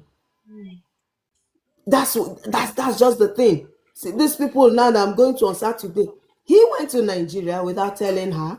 He's building a mansion there she does not know about. Where is the transparency? Another one, oh, you built mansions, her name is not even there. So there's a lot of loopholes that have been going through. And then tomorrow, when matter come for ground, they say, I love you. And I tell people, love is not enough. When you go to court of law, you will see them divorce court. "Oh, I love her. I loved." They will even put the ed. I loved her. And so you love the time you don't love her again. No, it's not as if I still love her, but we can't be together. That's to tell you that love is not enough. Probably there are some little things that they've seen or that's really conspired and it cannot be mended. There are a lot of things that when you listen to people, when you think you have an issue and then you listen to other people's story, you'll be like, I not get problem at all. If now this one be the problem, this is not an issue. This is just a phase. So, in as much as we're talking about integrity in marriage, we should also think about ourselves. Are you trustworthy? Are you transparent? Are you honest? Do you show favorite? Are you fair? Can they call you and say, "Oh, I'm accountable. This is this. This is that." Because sometimes I just wonder, wetin be all this munu wey they hide? At the end of the day, we are going back with nothing. So what is all this? Why can't we just be honest and just enjoy the journey? Anytime the journey say we don't reach the end, we do learn udo. So why all this the buga? Who you the buga for? Let's enjoy this thing called marriage, enjoy life, and God will bless all of us. Thank you. Thank you so much. Thank you. It's amazing. That's what I said. You hear some stories. In fact, you be like, even you yourself, be like, they make you flog husband and wife. I just want to What? say something because Please. Susan, our sister Susan said something about the house girl, and I actually know somebody who had an Please affair with the don't house girl. add to it. Oh. He had an affair with the house It's girl, real life and then the story. You house have to girl was add to calling him it. by his first name. So he now told his friends, "Can you imagine? He's now calling by my first name." They will say, "But now you go, they have affair with it," and he was upset. He was upset that Hey, can the you house girl was imagine? calling by first name. I don't want to bring. What happened, Leslie? Can you imagine? No, I'm just saying that the man was upset that the house girl he had an affair with was now addressing him by first name and not What do calling you him Oga, expect? and he was upset. And he told his friends, and his friends were like, "But you're the one that decided to step in." So I just remember when sister was mentioning house girl, I just said I remember that situation. In fact, some crazy situations like that, you wonder, you know, yeah, it's true. Susan, love is not enough. Love is not enough to sustain a marriage. There's so many other aspects that is needed, and if they're not there, they're missing, or it's not even adequate. It would affect that relationship. It will affect that marriage relationship, no matter what. Even if Shibi, is we were praying to God to help us sustain, to do this. There's nothing new God is going to recreate or whatever. Everything has been made by God already. It's now left for us to walk in it the way He would have us, so that we'll experience the goodness, the essence, we'll enjoy, and all of that. But we human beings, we're just complicated for no reason sometimes. Something that is all broken, you want to mend it. The one that is that has been mended, you want to break it. It's hard. It's hard. Some things you would hear and you wonder, where is the foundation? What I mean, as individuals, you wonder, fine, it's not everybody that is privy to have both parents train them and all of that. I get it. But then you decide to go into this thing you've never been before. Did you equip yourself? Really? Do people take time to equip themselves for marriage? And sometimes some pastors will even be chasing some people, come for premarital counseling, they'll be running up and down. And then 1 month into the marriage, Pastor, come and see this man. Or Pastor will be like, seriously, when we're telling you to come and do counseling, did you people put that? You didn't answer. And then when the trouble comes now, it's the pastor that will not know peace. God will help us, really. God will help us. Thank you so much, Susan, for your contribution. Debbie, I'm going to come to you. Maybe it's going to be a short one tonight, but at least we put the word out there. It's for us to go and, think about it, reflect on it, and do the needful. God helping us. Debbie, good evening. How are you? Good evening. I hope you're good. Happy Thursday to you. Happy Thursday. We're good. I've been listening to the submissions I've been hearing tonight. This issue is an everyday thing here. Every day you come into TikTok, you must find people talking about marriage issues to the point where most times I don't want to be bothered. I just scroll I know, past. I know. But Yeah, there are because issues. yeah, there are issues that you always find in families, ongoing issues, and people are tired. People don't know who to run to. People don't know. People just want to come and air their thoughts. So once in a while, I just be like, okay, let me just listen to people's stories, learn one or two things, or better still, if I have the chance, share maybe some ideas of how to sort these issues, because it's not everybody that really won't have time or will make up their mind to go see a counselor. I Yeah, know. it's not everybody that will be able to go open up to a pastor to go tell them what is going on in their lives, and it's not everybody that is ready to open up with friends.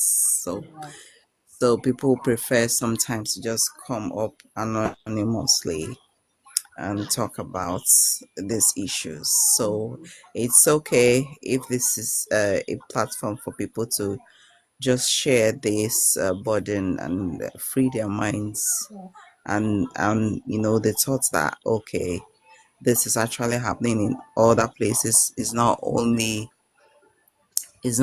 me, or it is real. That's some it's sometimes I think it's suiting for some people to come out and air their minds here.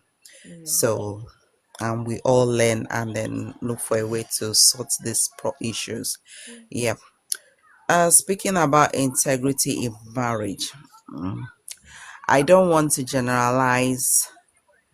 Yeah, but with what I've seen so far, from the marriages that from our area, Africa, Nigeria to be precise, Wow. is so discouraging. Yeah, it's so discouraging because like the what I have with what I've seen now, I'm no more like I can't see young people around me. I'm like, what are you waiting for? When are you going to get married?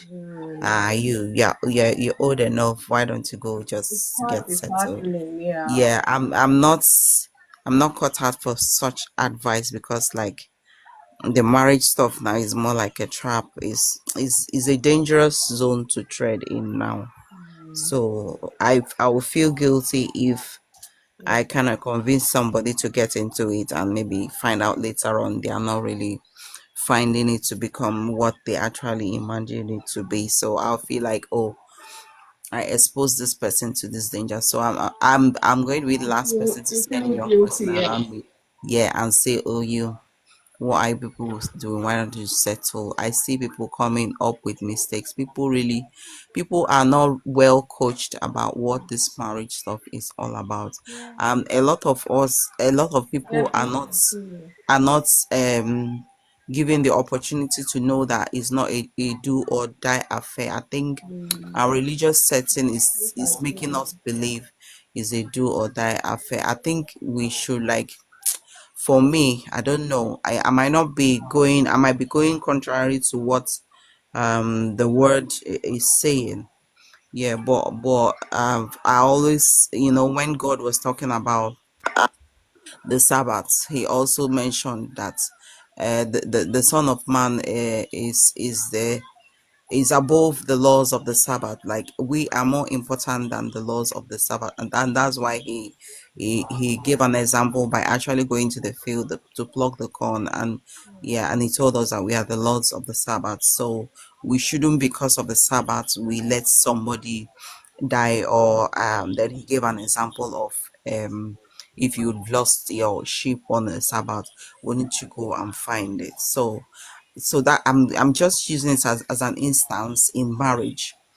We shouldn't lose our souls and ourselves in marriage, because when you go into integrity, for me now, I think is something that is not realistic, coming from how people grew up and the mindset people have. Most of our African people, when they're walking into marriage, both males and female, what they are thinking of is to build a home, have children, and have a family, just like what they came out from. Nobody's talking about the integrity. Nobody's talking about if this person you're going to go into this marriage, if this person actually has the personality to, or actually knows what the word integrity is. Does this person know it?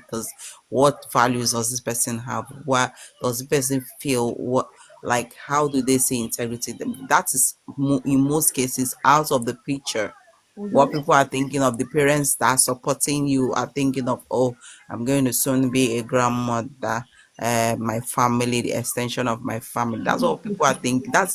That is, in reality, that is what is in people's mind when they walk into this marriage. And when parents support their families, they are hoping to have seeds and their generation to continue. Nobody is thinking about integrity. Nobody's thinking about, have I trained this child enough to know the value of integrity or the religious implication of integrity? Nobody's going in there, and that's the for me, that's the bedrock. That's where we get it all wrong, and that's why we all suffer. So for me now, this integrity is so vast, like, for it's vast, and then for me right now, I think it's vague. When you start talking about integrity, is vague now, because it's not achievable. It is so far out of reach. Yeah, you hardly find it. So, and that's why we're looking at, most times when you say, oh, wait for like minds, wait for people that have similar values. Realistically, you might not just find those kind of people around you. You might just be unlucky to find yourself in places where you don't see people who are reasoning anything close to what you're actually thinking in your head. Yeah. So they're looking at you, you are matured, you've gone to school, you are out, you're working. What are you waiting for? Just stop selecting. That's what people are saying. Stop Don't selecting. settle What for less, more Yeah, like. why don't you just lower your standards and settle? You're a woman, what are you looking for? All those kind of things. Nobody's is considering the fact that you're trying to choose somebody who you can live with, who has the same dream with you, who has the same principles, religious principles with you. Nobody is thinking that that's what you're actually looking for when you're waiting as a woman or as a man. Nobody cares. Just want you to settle down. Just settle down so that you don't keep wasting time and just bear children for us, have this family, let our family increase, let our family grow. That's what people around are thinking about. So when you now get into it and you find out what you actually saw and who you thought will be there for you is not there for you, who do you run to? You can't go like when you keep telling these stories to your family, friends, at the point they'll be like, you're not a child, why don't you sort these things out? You can't keep complaining. That's what people. And so at the end of the day, you just keep quiet and continue to bear it and bear it and bear it. And then the religious aspect of it expects you to forget, keep bearing it, stay there, and then lose yourself. And then so I think we should just like let people be what they want to be. When people want to come out, I'm like, oh, I don't believe in marriage. No, I'm not doing till death do us part. I'm not doing like I think for me now, right now, I think people should be free to go in. If the person is vague, if the person is have been lying, pretending to be what they're not, and is not ready to do integrity, I think you should just like, because this integrity, it could cost you your life, your very life, when somebody doesn't value that you should stay with your partner and not be all over the place. When somebody's saying, let's manage our finances and let it solve our family problem, and not spend it on for other extended family and friends, and try to boost your image outside, and why we suffer. Those are integrities. And when somebody is telling you, oh, stay put, don't go walking all over the place so you don't get a disease that will wipe out this home, because once the mother of the home is off, then the family is ruined already. So when you bring up such issues and you're trying to make somebody understand, these are the vital reasons why you should value this word integrity in this marriage, and the person is not reasoning with you, the person is being selfish, the person is listening to family members and trying to be the man while they subdue you as the woman. So in that way, it's not working. And once the person does not value that word integrity, does not interpret the word integrity from your own point of view, it is hard for it to work. Like, I'm talking about where it starts from before we now start talking about trying to sort it out, or trying to like um, create it, build it. When that person doesn't have that value, is not thinking about integrity, then that's it, because it's not going to work. When they are going astray, going contrary to what integrity is all about in marriage, and you're trying to bring it up, trying to sort it, it's not going to work, because person doesn't it's not thinking what you're thinking. They don't value what you value. They don't What you're saying is not what they are thinking. So it's hard. It's so like it's like trying to level a mountain. That's how hard it is. Yeah, so if somebody's fed up anywhere, or somebody's not ready to go into marriage being afraid of getting tied up with the wrong person, I'm not in any way going to like encourage anybody to keep staying or get into marriage. Well, anyway, any other way out you think you can live your life, maybe just having your child, either through surrogacy or just living your free life. Anyhow, anybody comes up and be like, God, I can't cope with somebody I can't cope with a liar. I can't cope with somebody who is going to come in and be like, oh, I'm here for you, and then in the real sense of it is not there for you. Even in relationship, if somebody does not have the mental capacity to endure such, I think it's better people be left alone to live their life peacefully. Yeah. Thank you, Debbie. Hardcore truth, which has to be said and be heard. Sometimes I just wonder. That's why I keep saying that don't go and be wasting somebody's life if you know you're not ready to put in what it takes. If you're not ready to give that relationship what it takes, don't go. It's like you want to go and waste somebody's life. That's how I see it. And fine, I know, I mean, for believers, you tend to have that kind of assurance. As long as God is ruling them, we should be fine and all. But there's so many other things you're ignoring. There's so many other things you don't even see, and if care is not taken, that relationship can be the end of you. We've heard so many cases. Some people went into it and they're gone, and then they come out and say, oh, untimely death or whatever it is. I get it. And the reason is because we are not going by the book, so to say. We're not going by the book that was given, that shows the plan for this marriage we're talking about. And again, that cycle, especially from where we're from, that cycle. I remembered I was on one live, and I think it was more of guys, maybe about 6 guys and 2 ladies there. They were struggling, and I was just on the FI listening. And then the guy was like, oh, he's tired of any serious relationship. He's just going to be having them. Like, ladies, just sleep with this one, do this, And then it's like, that's what they deserve, kind of based on the fact that that person speaking said, oh, I gave that relationship my everything. I poured this and that. And this person still ended up leaving them for another person. And now he's out for revenge. They did this and that, And I listen, I'm like, well, they seem fairly young guys. I don't know what their experience has been, but this particular person that spoke, I just felt pity. I'm like, let me go in. I went in there. I started typing initially. And somebody's attention, they saw what I was typing, and they're like, if I don't mind, I should come up and speak. I said, if you two don't mind, bring me in your box. Let me speak.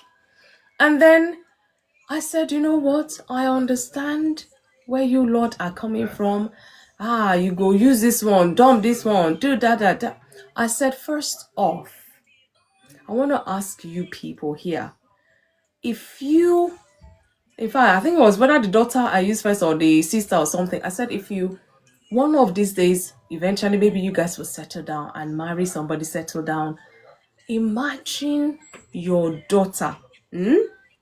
Just picture you have a daughter now, and then every night she brings different men. How would you feel as a father?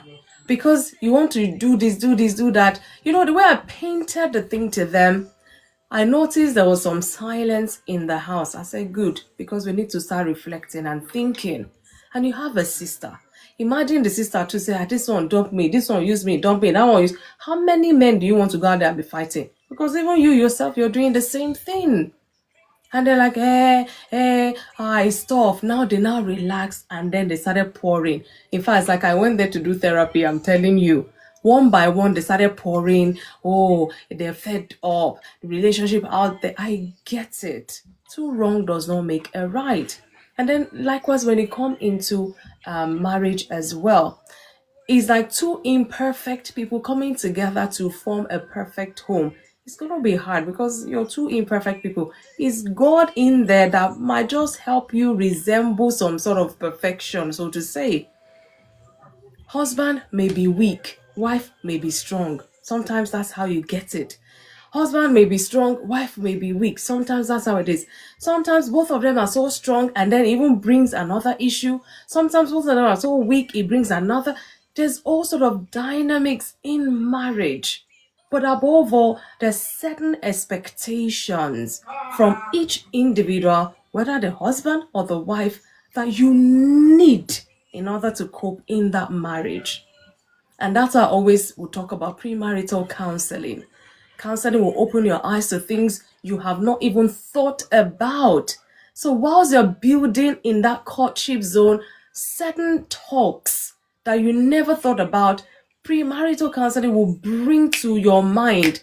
Have you guys talked about this? Have you guys discussed about this? Be like, well, we love each other. No. It's beyond love. Some people, I remembered there was a couple, me and my husband were counseling. They wanted to get married that year. I think about 5 years ago. And we said, okay, this is the policy of the church, you have to come for counseling, this and that. Eventually, they decided to book a date and they came. So we sat, both of us sat with them first, and then I had to take the lady, and my husband took the, But the bits that we all sat together, there were certain things we just were, just to start off, before we even go into the books and follow and they didn't have a clue. And I'm like, and they're supposed to be somewhat mature individuals, if you get me. They're not 20s, they're not 30s even. And I'm like, so you people have been dating now for over a year, so to say. What on earth do you guys talk about? What on earth? Because there's certain things that when you throw out there, even the lady should answer for the guy, or the guy should answer because they've talked to at that length and they know. But it's like they didn't have a clue, and they kept looking at each other. And even me and my husband at some point were even confused. Like, it's like these people think it's child's play or some, I don't know. And they're supposed to be mature, they're not young adults, they're mature adults. So there's certain things that premarital counseling will open your eyes to that you may not have thought about before or even talked about before. And it will save you a lot of things. A lot, in Nigeria now, the thing that here is reigning in the dating world is you meet somebody you like, you introduce yourself. The next thing is, are you AS? Are you AA? Genotype. I'm like, hey, as it turned to, I say, straight away, this is what they talk about. I say, whoa.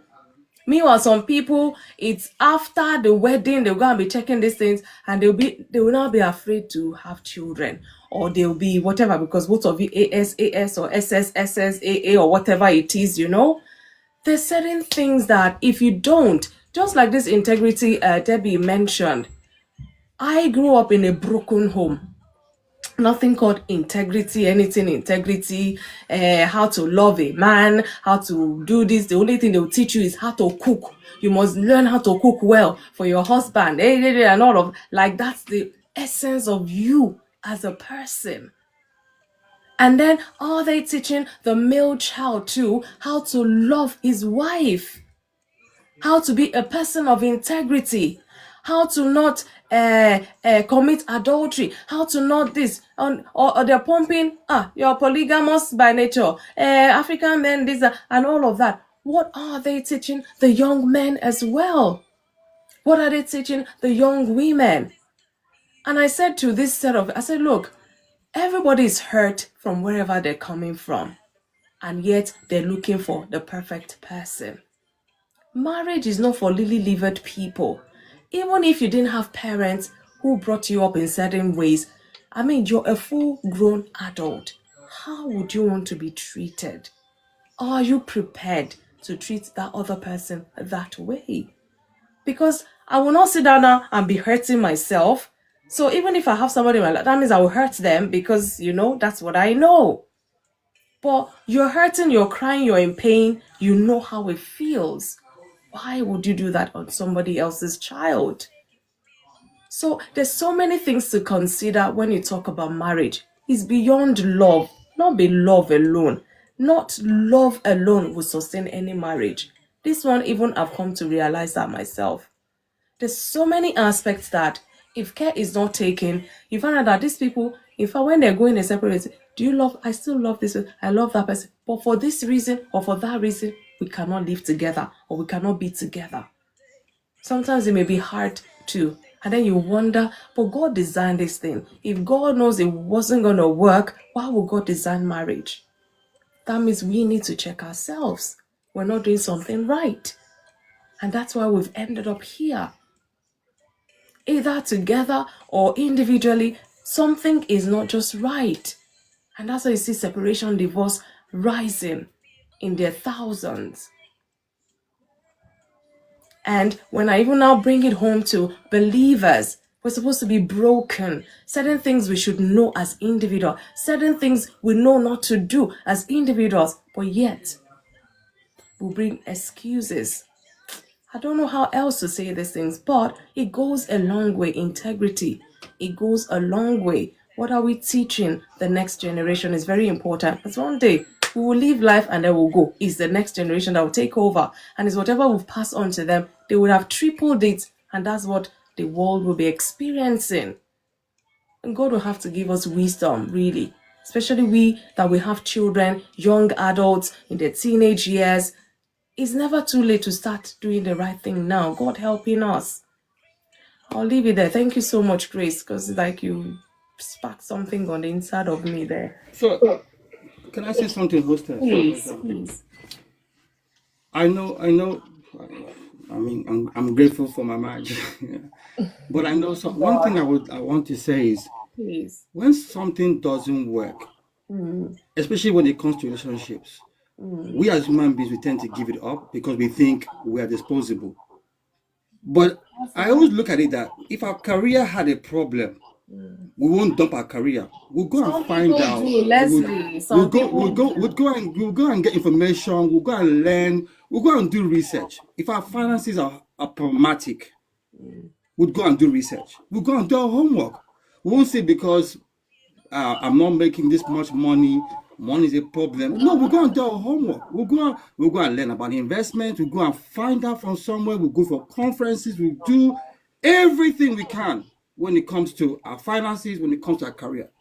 And yet, when it comes to relationships, we put in the least amount of work and expect the most amount of results. Yeah. And I just can't see the correlation. When my wife and I were doing our pre-marriage course, and I'm going to say this, I'm in the UK, so I'm in the UK. Not every church is equipped or trained for marriage or marriage counseling or any form of counseling. Just because they're a church doesn't mean that they are equipped in every area. I think I want to really address that, because we have this thing where if it's church, it's like churches have their strengths and weaknesses, and one needs to recognize that. Now, the church that we went to wasn't the church that we attended. The church we went to for our pre-marriage counseling, that it was one of their strong suits. They actually are trained counselors, like they went to school for it. So it wasn't just, they are Christians. In fact, they got one of the leading marriage counseling, both from before you marry you, and we did our own for see. One of the couples that did the C-suite with us, at the end of the C-suite, they said they're not ready to get married. Oh, wow. Because that pre-marriage counseling started bringing issue. I've said it here many times. When we were doing our financial sector for our pre-marriage counseling, that financial thing was 3 days. Wow. 3 days, like you couldn't hide it. They would tell you to come and bring a bank statement. Bring bank statements. They will tell you how much are you owing, how much is your bank, do you have student loan, how much are you earning? And it wasn't to this thing. It was actually to help us to learn transparency. This was before we got married, though. Wow. And the reason why we actually attended that period was because my wife and I we had a lot of issues. So we recognized that, hey, we need help before we get married. We need to do some homework, or else we're just going to bring in a lot of baggage into it. And thankfully, because we were mentored by people who are far older than us, who knew better, we were accountable. This is what I was saying about integrity. If you're not accountable to anybody, I'm sorry, you're already a walking disaster and a walking failure. So what I'm just saying is that if you are serious about relationship in terms of getting married and everything, do the homework. I feel and I think especially for men. I was in a meeting 2 weeks ago. I said it, that the woman is a SEN therapist, and she said all Nigerian men need therapy. That was her conclusion. And she actually had a list of reasons, including from molestation, all of these things, essay, everything. I'm not going to go into the detail. And the reasons why. But she said that 98% of them will not attend because they think that the only problem is money. And she said until that problem is overcome, they will never be good in relationship, because all they think is that because I have the very same problem that caused issue. I was in boarding school. I know at least 2 of my classmates that were molested by their house girls, whose fathers were molesting those house girls. Wow. And that's a good day. That's a good day. That's a good day. So when we're talking about a lot of these things, people are not, I think it just comes down to people are not willing to do the work where it's required for them to have good relationship. And yet that's the very thing they need for the rest of their lives. You're gonna look, well, like I said, in business, I have a business. If you don't have a board, is there some company that won't deal with you if you don't have a board of directors? If you don't have, they will not deal with you if you're not part of an association. Why? It's all about integrity and accountability. How much more in marriage?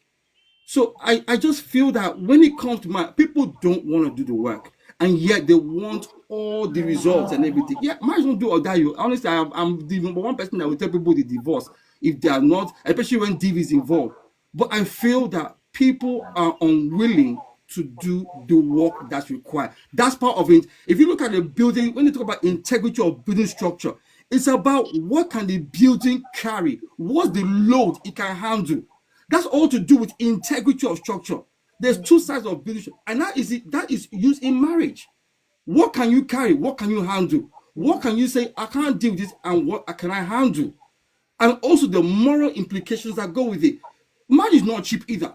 Yes, it's not do or die, but it's not cheap. It's not something you can just treat as, anything. If you're going to be married for a very long time, you have to do the work that's going to last for a long time. We have in our mind, we have a 70-year vision plan. That's 70 years. We know we're not, God willing. But even if that doesn't happen, we know that it's that the way we're going to do it, even our children will take it up to the next level. But we know that we are modeling the examples we want our children to walk in. Yeah. We are the start of that. So I feel that a lot of people I just think people just undermine the work and the time and the effort it takes to have a good marriage, to actually be a person that is prepared for marriage. Because you just walk into this thing just thinking that I have a good career, I have a good job, and that's it. Let me tell you, I have a friend who's an investment banker. It's 1 year they've been divorced now. An investment banker. In 2019, one of his bonuses paid for a car that's worth £60,000. Wow. That's the kind of money he's dealing with. And yet, they are not together anymore. And I'm talking, the divorce was acrimonious. Acrimonious. So it's not just throwing money into it. If you're not prepared to do the homework, the time and the effort it takes to invest into your wife, your husband, to do all the things that it takes, I'm sorry, we can say, well, it's because, no, you've got to put in the time and the effort to begin to see some sort of return. I do business. If you don't, depending on what business you're doing, depending on what career you're entering into, you've got to put in time. There's no other way around it. Anything, people that are looking for shortcut, fine, you might this thing. But serious integrity of people that are going to make serious money, you're going to put in the time. Yeah. You're going to put in the effort. You're going to put in the study. There's no shortcut to it. It's not going to happen overnight. It's just not going to happen. And if it does happen overnight, it's a long overnight. So I just want to just drop that there, that it takes time. It's hard work. It is. There's serious study to having a good marriage. And I feel that sometimes people just look at all the negatives. And I'm grateful to God I have a good marriage, and I'm very grateful. But it's not a cheap thing. My wife and I spent 6 weeks, 7 weeks, and then in 2020 we did another 7 weeks of our marriage course again. And that's in between a lot of the things we've had to learn, and we've also been mentored as well. We've been mentored too. So I'm not taking, and even me being part of this platform is also up my wife and I. So this idea that we're just, bad marriages happen because there was no design to work on a good thing. That's what I'm just going to leave it there. Oh. I just feel that sometimes people focus so much on the negative that when they see the good, they just excuse it away. They don't actually think that there's a lot of effort, time, and work that goes into having a good marriage. Anything good takes time and work. Oh, yes. Thank you, Leslie. Susan said, Elder Leslie, mentor also. There's work on your hands, oh, Leslie, true. There is work on your hands. This is my song from day one. God is not an author of confusion. God it doesn't make mistakes. So we should go and sit down and open our eyes and see what we're doing wrong, see what we're doing that we need to stop and do the needful. It takes a lot. Marriage is not easy. It takes a lot. And for a lot of us, we don't have good examples. So I said to myself, look, what I went through growing up, I don't want my children to go through that. And then we had to sit and talk. Men are polygamous, African men supposedly are polygamous in nature. All those silly talks because they're polygamous in nature. When you were telling me, I take thee to be in sickness, in health, and all that, if you had told me that you want to be polygamous in nature, at least I would have used my mouth to say I don't want to do. Do you understand? You now marry this person, you're not talking second wife, third wife, or whatever, and you want me to take you as a person of integrity. I mean, there's no how. Polygamy, they did their DNA. Oh, it did their DNA. Hey, let them go to doctor and treat it, whatever it is. I mean, people are allowed, they're free to live life as they please, no doubt about it. But why would you trick somebody into marriage, saying to them, only you till we die or whatever, and then you now live one in one nation, you travel to another country, you go and marry another one, you have children there, you leave that one, go to another place, and then if you're so bold, that you're doing the right thing, so to say, why can't you tell everybody, look, I'm going to, and then you're hiding it, it's become a secret. So if it's something good that you're proud of with the polygamy in your DNA, or whatever it is in your DNA, why can't you just say it? So these things, it sounds like I'm going to the extreme, but this is some people, this is their reality. They walk down the aisle. I think, I don't know whether it was Mrs. Williams that even when she was in her life, she brought a lady who said, this person, I don't know, some people go through, Jesus. They go through, if I don't know what word to use, like they're serious, they want to marry you, they are up for it at their age. Why are they wasting time? They don't want to waste time anymore. End of the day, they will convince you this is it. And then the poor lady, I don't know, this is an example that's coming to my mind. I remember this. The poor lady said, okay, I will do whatever it takes. After a while, this person said the man said he lost his job. And this lady, she was very okay out there, a celebrity even at that, and was sending money. Oh, you want to do this? Send money. You need to get this. At some point, this lady said, okay, we're in two different nations. Is it possible we meet? And she even said, don't worry, I'll pay for it. We'll meet in a particular place where you don't have to travel far. I don't have to travel far. And truly they met. But she doesn't know her family. She doesn't know any one of his relative and all of that. Same way. And then I don't know how she feels it's okay to even still marry this person. Eventually they met. She told her family of this person, sending photos and all. This person could still not come to where she was. Somehow they got married, and then she had to go over to where he is. This is when the story now began. All the one I've said is no story. And this man was, in fact, posting, and I'm looking for the Niger English, posting this girl, don't worry, you will come. I just want to get a place that'll be suitable. I want to get that place that'll be this. 1 month, 2 months, 3 months. What's going on? I don't even mind. Money is not the problem for the girl. I'll send money for you to get a place. Oh, no. I'm the man now. You're my wife now. This and that. Anyway, to cut the long story short, this woman had to now, I don't know what now got her thinking. He's in this place. Through social media, she was able to do 1 or 2 investigations, whether she even paid somebody to, find out about this person for real. And they found out that this person, she is it number 3 or 4 that she's done this man has done this to. We're talking about if you see integrity, you will know. But because this person is not thinking integrity to start with, just like Debbie said, there's so many things we do not even talk about. So many things. No, is there Shoebi? The ceremony must be bam, the color of the day and things like that. There's so many things that ordinarily couples may not think to talk about because they've not walked that path before. And that's why I always say, get help. Look, a broken courtship, even if you courted this person for 4 years, and at the end of that 4 years, you break up for your eternal life, so to say, is better than entering that thing and then wasting your life. Somebody's wasting your life, or you're wasting somebody else's life. And then you're wasting each other's life, like it's not bad enough. You not even bring children into it. And imagine that chaos, one generation to another. And then we don't talk about these things.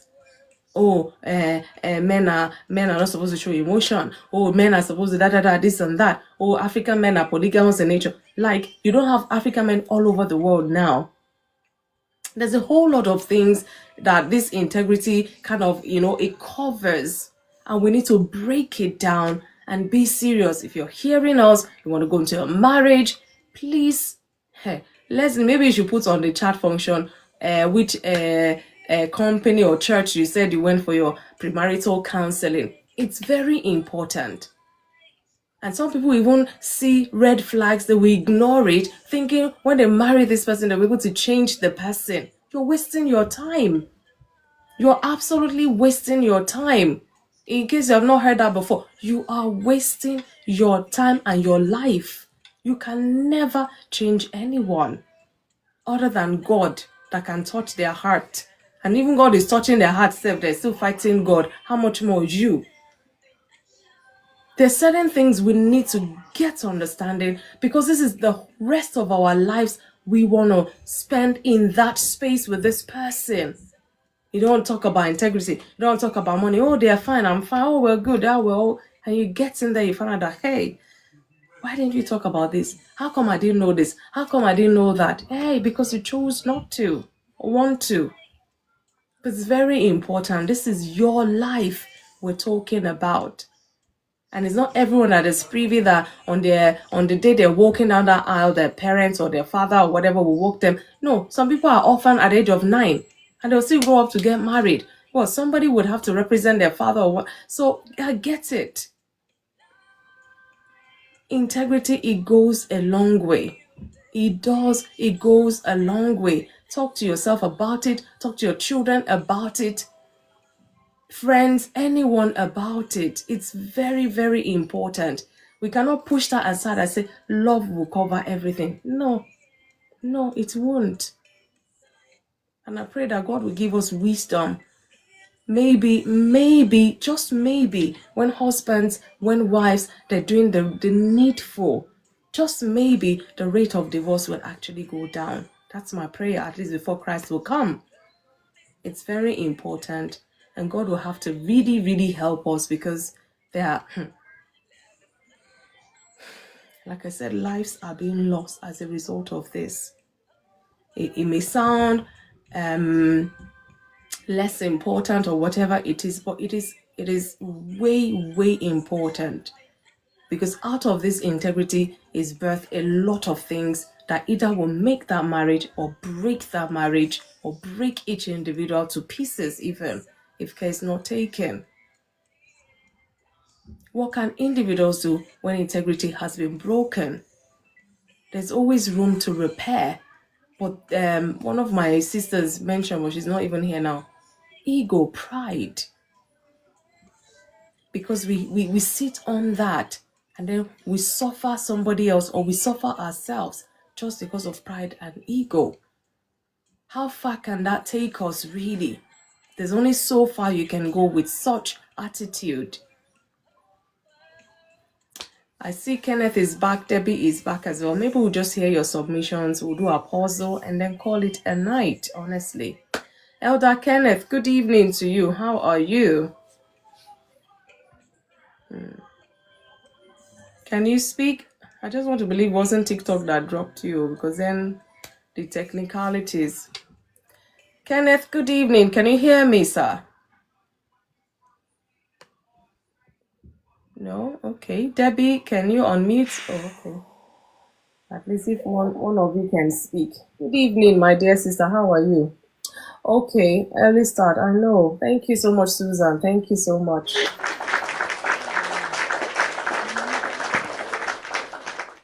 Really appreciate your contributions, sis. Don't worry, we will deduce later. Debbie, good evening. How are you? Happy Thursday. Well done. Pastor, good evening. Everyone is greeting now. It's okay. Oh. Okay. Yes, so we don't know which part of all the talks you have heard, what you have to say. Now, apart from the part and where Mr. Leslie Adding. was adding something. Hmm. That's the only part of me. So Well, we're talking about integrity at least. I want to. Lala, I see you. Lala, Aaron, good evening. We're talking about integrity in marriage. Everybody shared. I've given my talk and all of that. So the thing now is, what can individuals do when integrity has been broken, whether by themselves or their spouse? integrity broken. Yeah.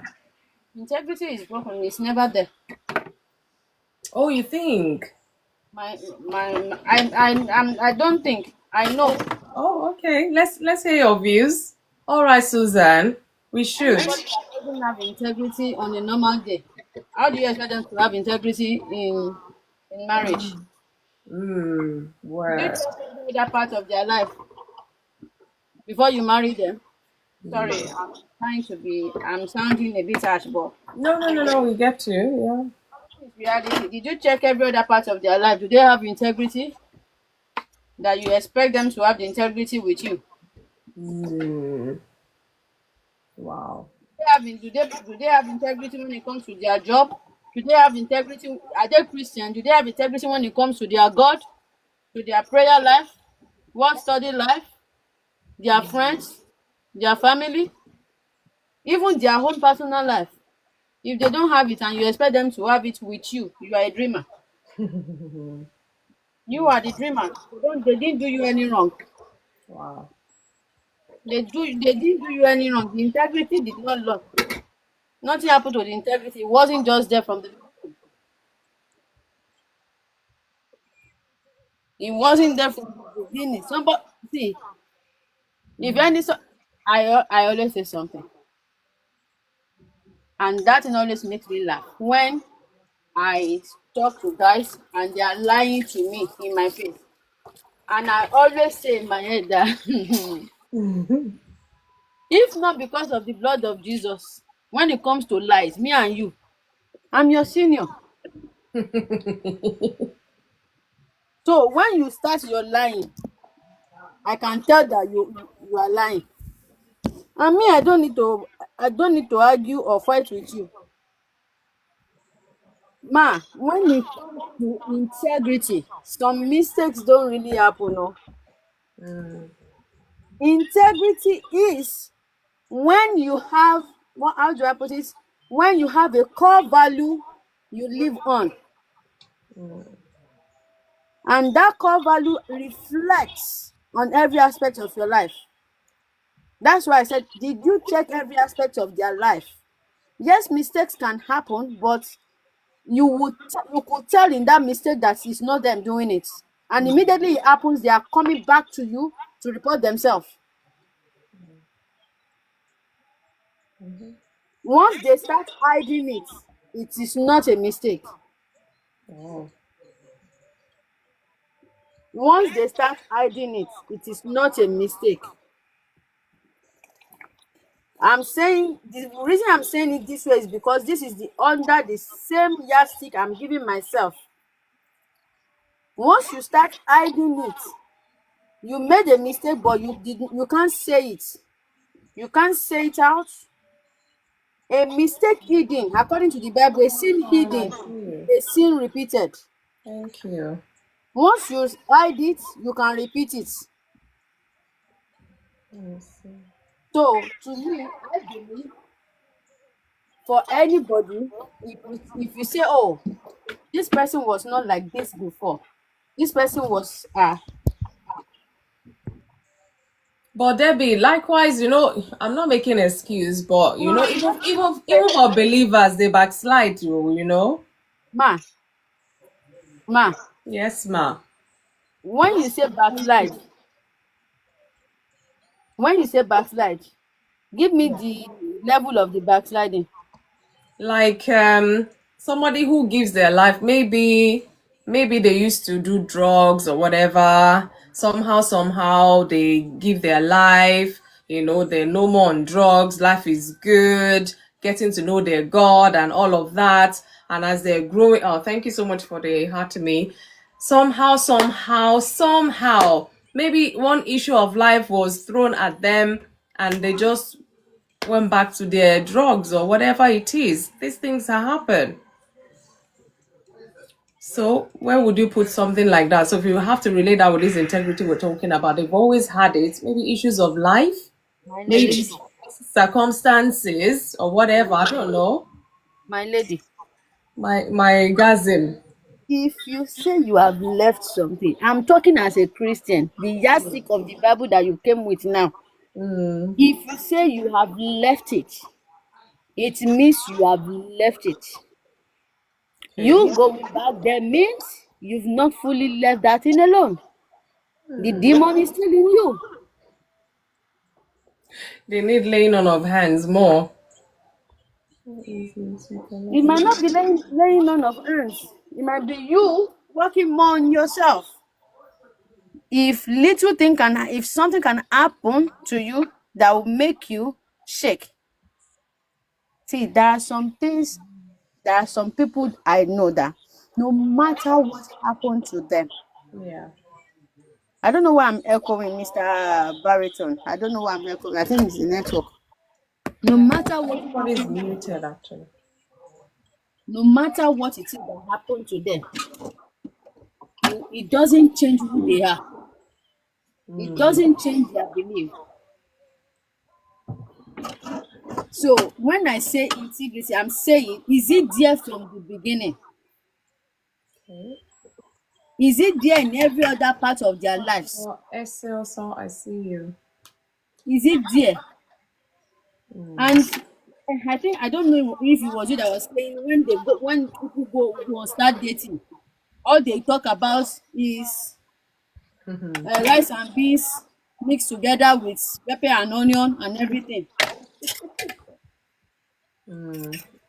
If see, okay, let me give you some example. If you are talking to me as a guy, I will ask you one story.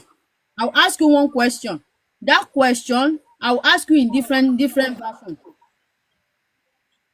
You understand?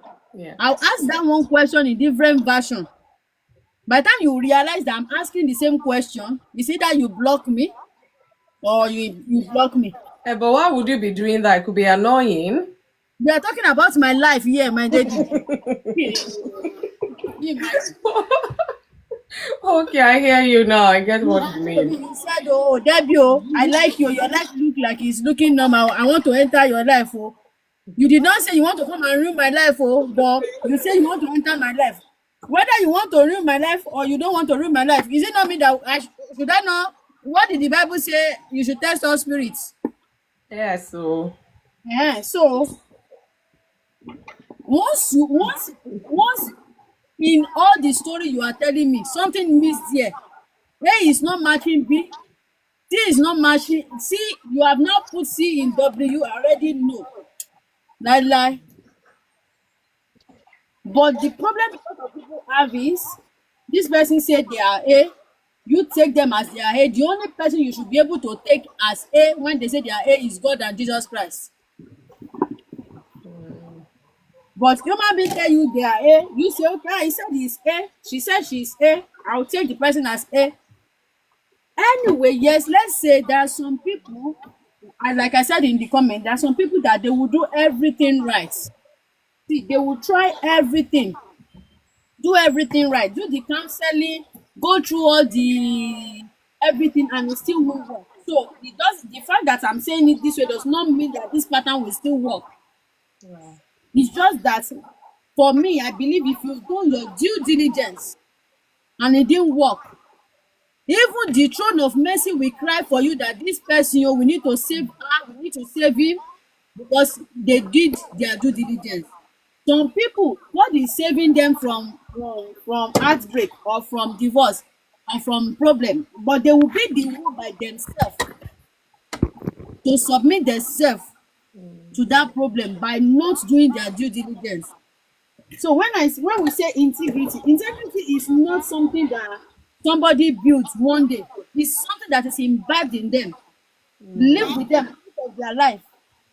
What they live with, a core value that anchors their decision, anchors the way of life they have before you meet them. If they don't have it from the beginning, I'm sorry, you didn't get lost in the marriage. Oh, wow.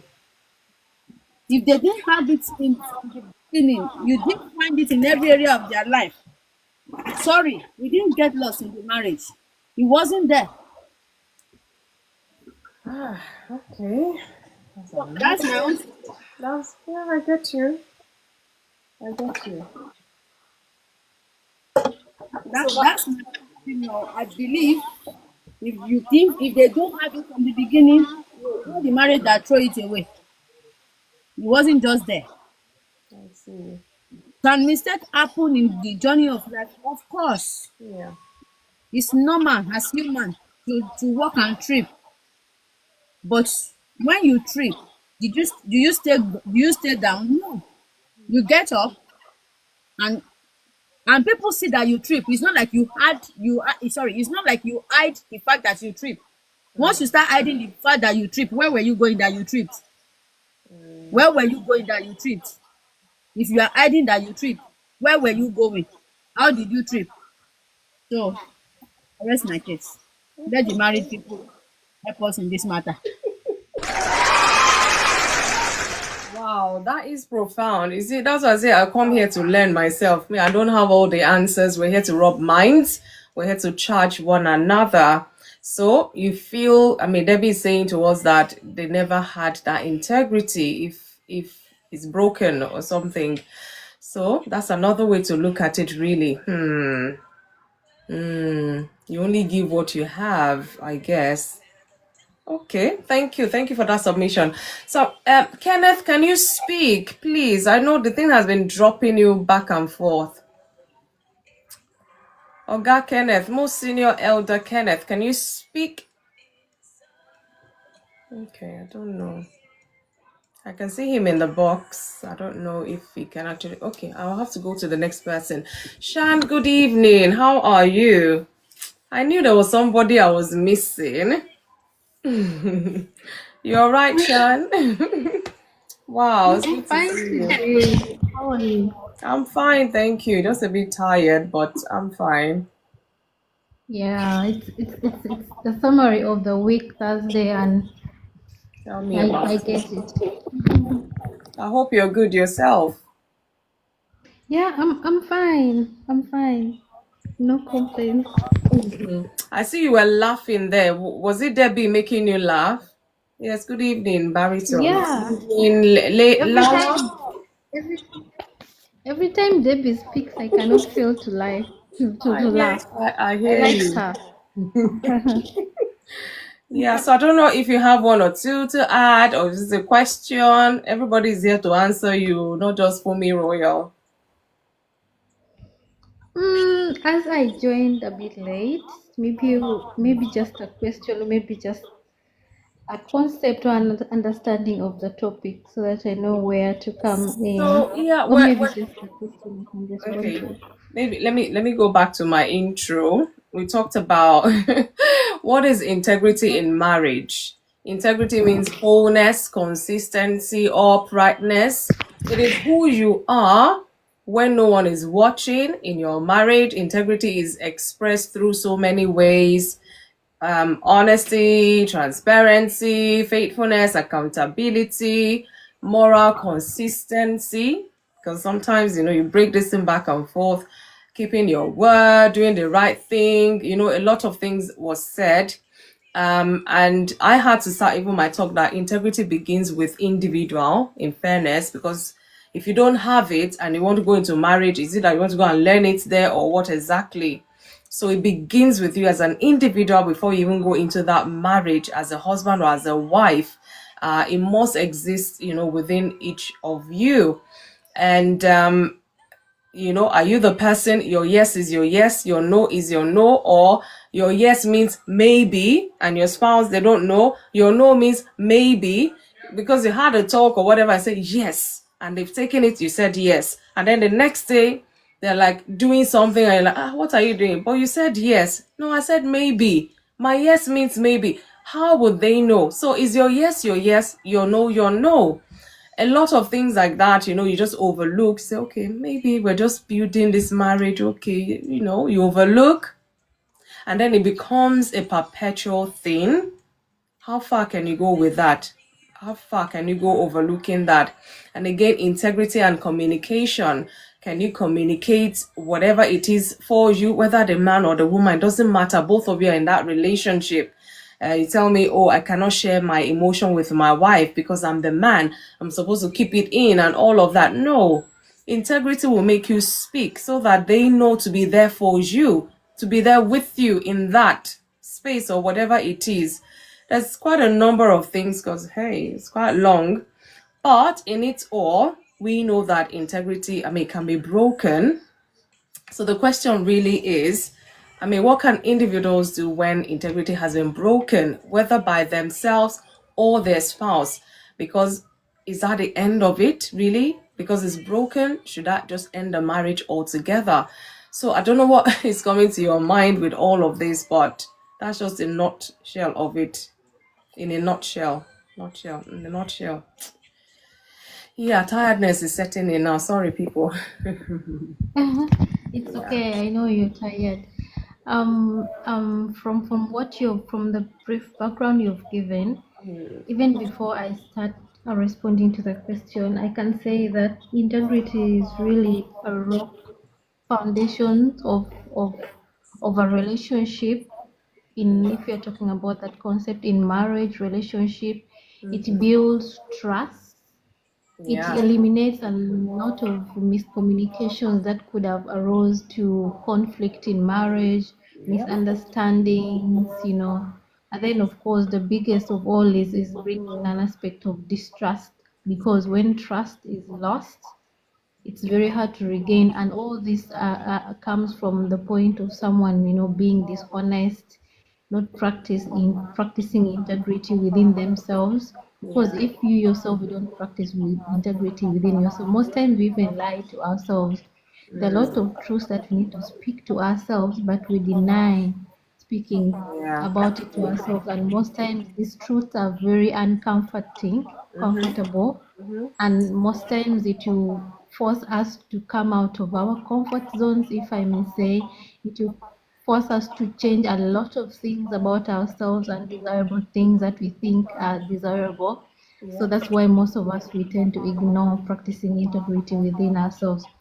But again, it even becomes more harder if you have to, practice integrity with our people, with relationship, with our parents. And most of the times you're not truthful. You want this, as you mentioned, you don't want to communicate it directly. You want to like use corners, like go through corners for someone to understand what you're trying to communicate. But it's even more hard for us to communicate something that we think the person is not going to maybe accept, or maybe is kind of contradict with the other person's value.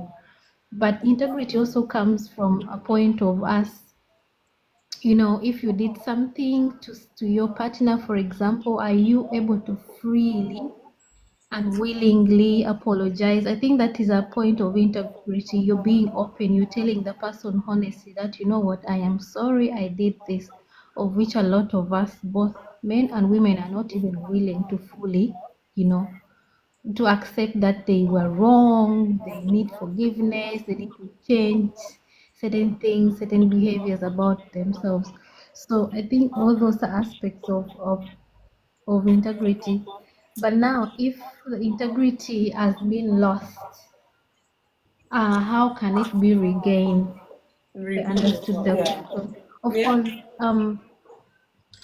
as I mentioned, it starts from you speaking to yourself and realizing, and again, it depends on the context. In what ways did you really lose integrity? In what ways did you practice absence of integrity within the relationship. It goes back to you discovering and just assessing what exactly happened.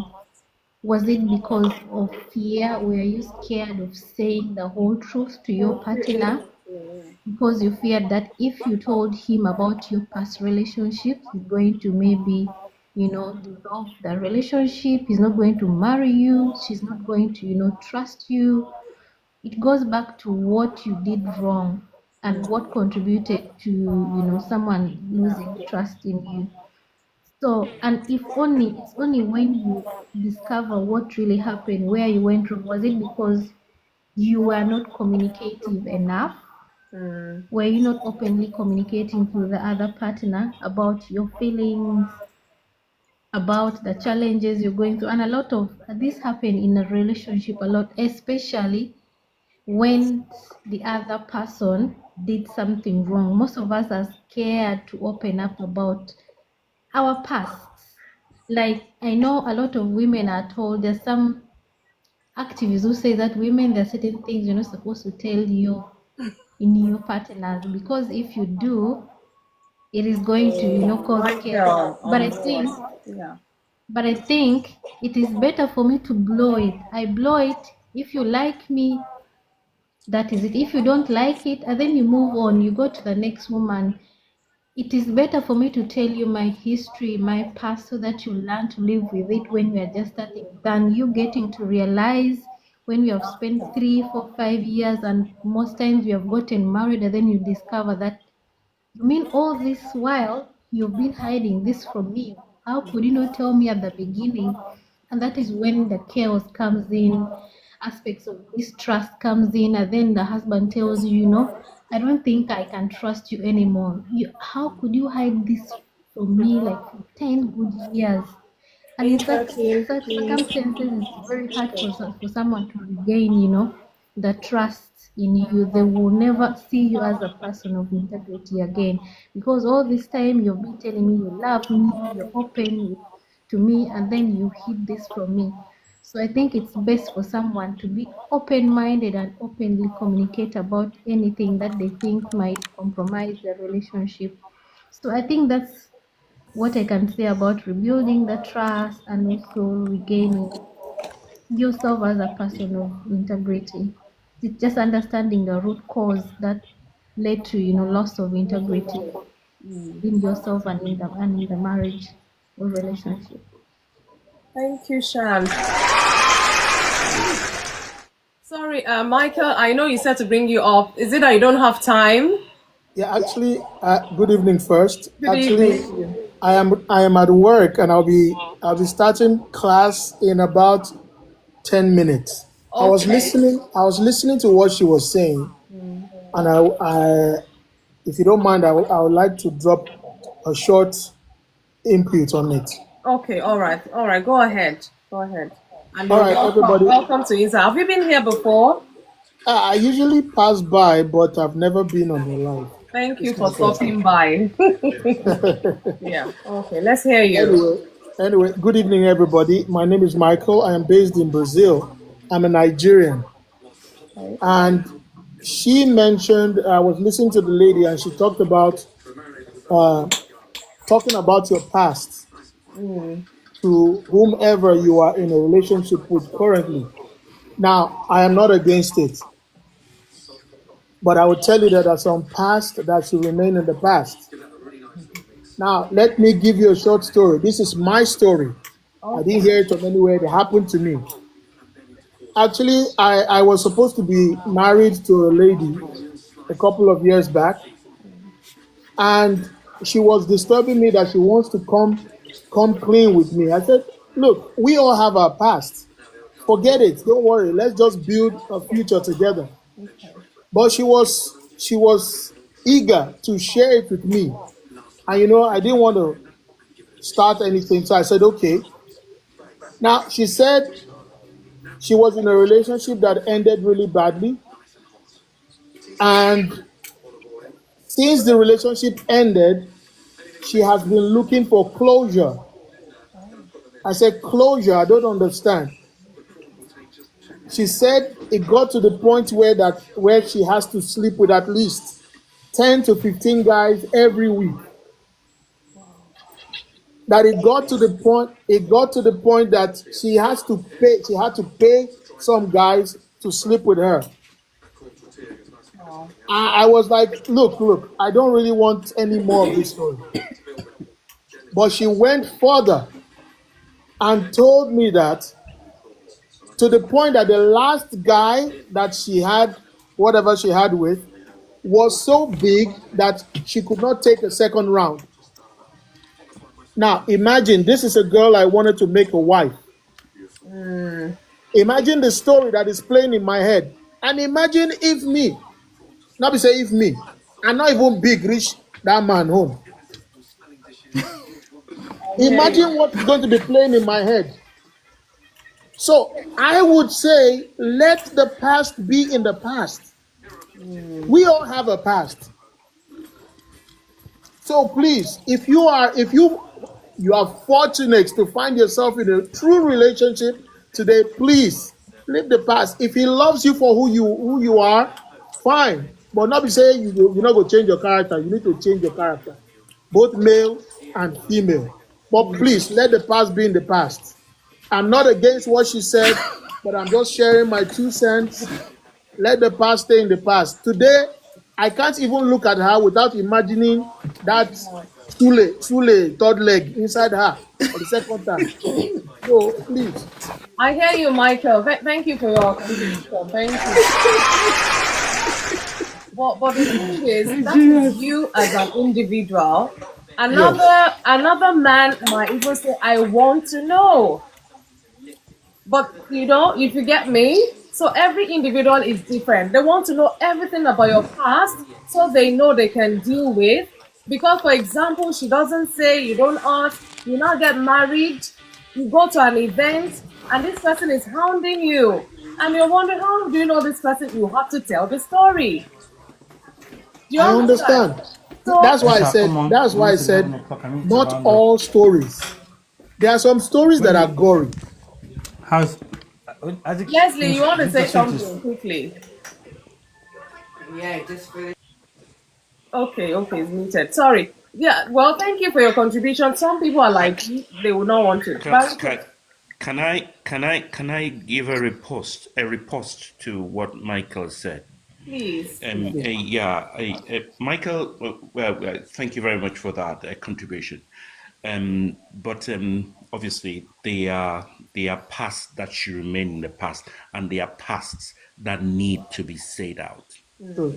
Yeah, because my mom said something. She said, "You can make any mistake you want in the world, but if you make a mistake about the woman you marry, you may never recover from it." So there are certain things you need to know about the spouse, the person you're going to take as, that partner for your life journey, for the rest of your life. And you need to know certain things because certain mistakes cannot be corrected. And it was good you knew, because then you will gauge. There are some issues that just, skin deep. There are some that are spiritual. And if you miss them, oh boy, you don't miss them. Anyway, I'll leave it there. Make everybody take their tongue, count their teeth. Thank you for that. Thank you. But I'll still come back to make my thing. I know. Because and he's leaving, so I just wanted to. I thought you had a question. Yeah. I want to agree with Borabaote. I think he said it perfectly. There are some things that are spiritual because Please, I have to go. the past. Thank you very much, Michael. Thank you, Michael. Thanks for stopping by. I beg, come again, Michael. Come again. It was nice having you. Come again. Yeah, actually, thank you for sharing as well. I'm following Fumi right now. Okay, please, I'll find you. Right. And also, this trauma has not made me get married till now. Oh dear, we need to talk. Okay. Oh. You need counseling. You need counseling, my brother. Yo, You need I counseling. don't need counseling. I know what they look for, but Go and book a session. Fumi, please send me a DM, please. Oh, really? Okay. Now, Oh, if you see, I'm in class already. yeah, I get you. Yeah. Okay. All right. All right. Thank you so much. Thank you so much, guys. This is really Thanks fun. for stopping by. This All few right. minutes was really fun. Thank you, guys. Oh, thank you so much. You Cheers, mate. Cheers, take cheers. care. Nice having you, Yes. man. Yeah. Bye bye. I'm not sure. Okay, yeah, I think I followed you already. Or wow, that was some some nuggets or something. I don't know. What happened to you? What happened to you? What do you mean? I looked, Sorry. I looked at your But face. I looked at your screen. I'm like, I'm tired. First I off, think I'm tired. But when I like, did that, I'm like, what is I'm like, this? some people. Some people barge in here, and I always want us to have in the mind, at the back of our mind, that we may actually be helping somebody. Because it's not, see, we all have our issues. Some people don't come in here, and we need to break certain chains off of them before they go, so to say. So it was good. Whatever it is Baritone said, and you said as well, he will go and think about it, and hopefully he comes back to learn some more. Because it's one thing to sit and assume, it's one thing actually going through the thing, gong gong gong gong like that. So there's experience and there are experiences, so to say. That's how I'll put it. But Debbie, you have to explain. Oh, what do you mean? What happened to me? Don't worry. I'm keeping you in my prayers. Amen. I need them. You don't. You don't even know how. I don't know. Baritone, you came first, or Lala? I don't know who came into the box first. I, I don't know who came in first because we're waiting for your submission. Even though Eda Kenneth, I don't know. He's not speaking. Baritone, did I you miss think I Lala? think I think I think Lala came in before me. Okay, so I'll go to Lala. I'm sorry. Thank you. Thank you. Lala, good evening. Oh my goodness. You're still there? Good evening. How are you? I'm fine, thank you. Are you all right? I'm okay. I'm fine. How are you doing? Well, you're sounding far away though. Okay. I'm saying I'm okay. How are you doing? Yeah, fine. Here, we can hear you clearly now. Thank you so much for your patience. And I'm sure you've heard all the submissions so far because you came in. I saw you. I can't remember how far back or how much you've heard, but I know you've heard quite a lot. So I don't know what your take is on this topic, and maybe you want to attempt the question, or you have something else you want to share with us. Please feel free. Thank you. Britain, thank you for being honest. Your definition of integrity. You have to move a bit closer, Lala. Okay. Sorry. Yeah, thank you. Okay. You're talking about integrity, Yeah. and I want to add on to what people have given. And when you're speaking up to many scholars, it has a lot of expectations. So I hope I can live up to the expectation. Don't worry, I'm rooting for you. To me, if I'm to add to that, integrity is being one. Okay. Is being one person in the morning and the same person in the evening. Because is always A, whether in Asia or in Africa or in America.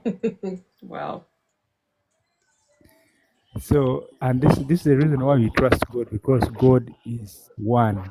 God is the same person yesterday, today, and tomorrow. And that's why we are able to trust Him. So, a person of integrity is someone that can be trusted. Now, when it comes to integrity in marriage, marriage does not make you a better person. Marriage only exposes who you are. Yeah, I guess.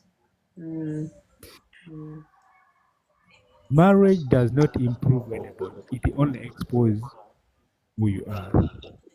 If you are a dishonest person and you think when you go to marriage, integrity will just come and pour on you, it is not the case. Okay. Integrity is something you develop within yourself before you give it out to someone else. Wow.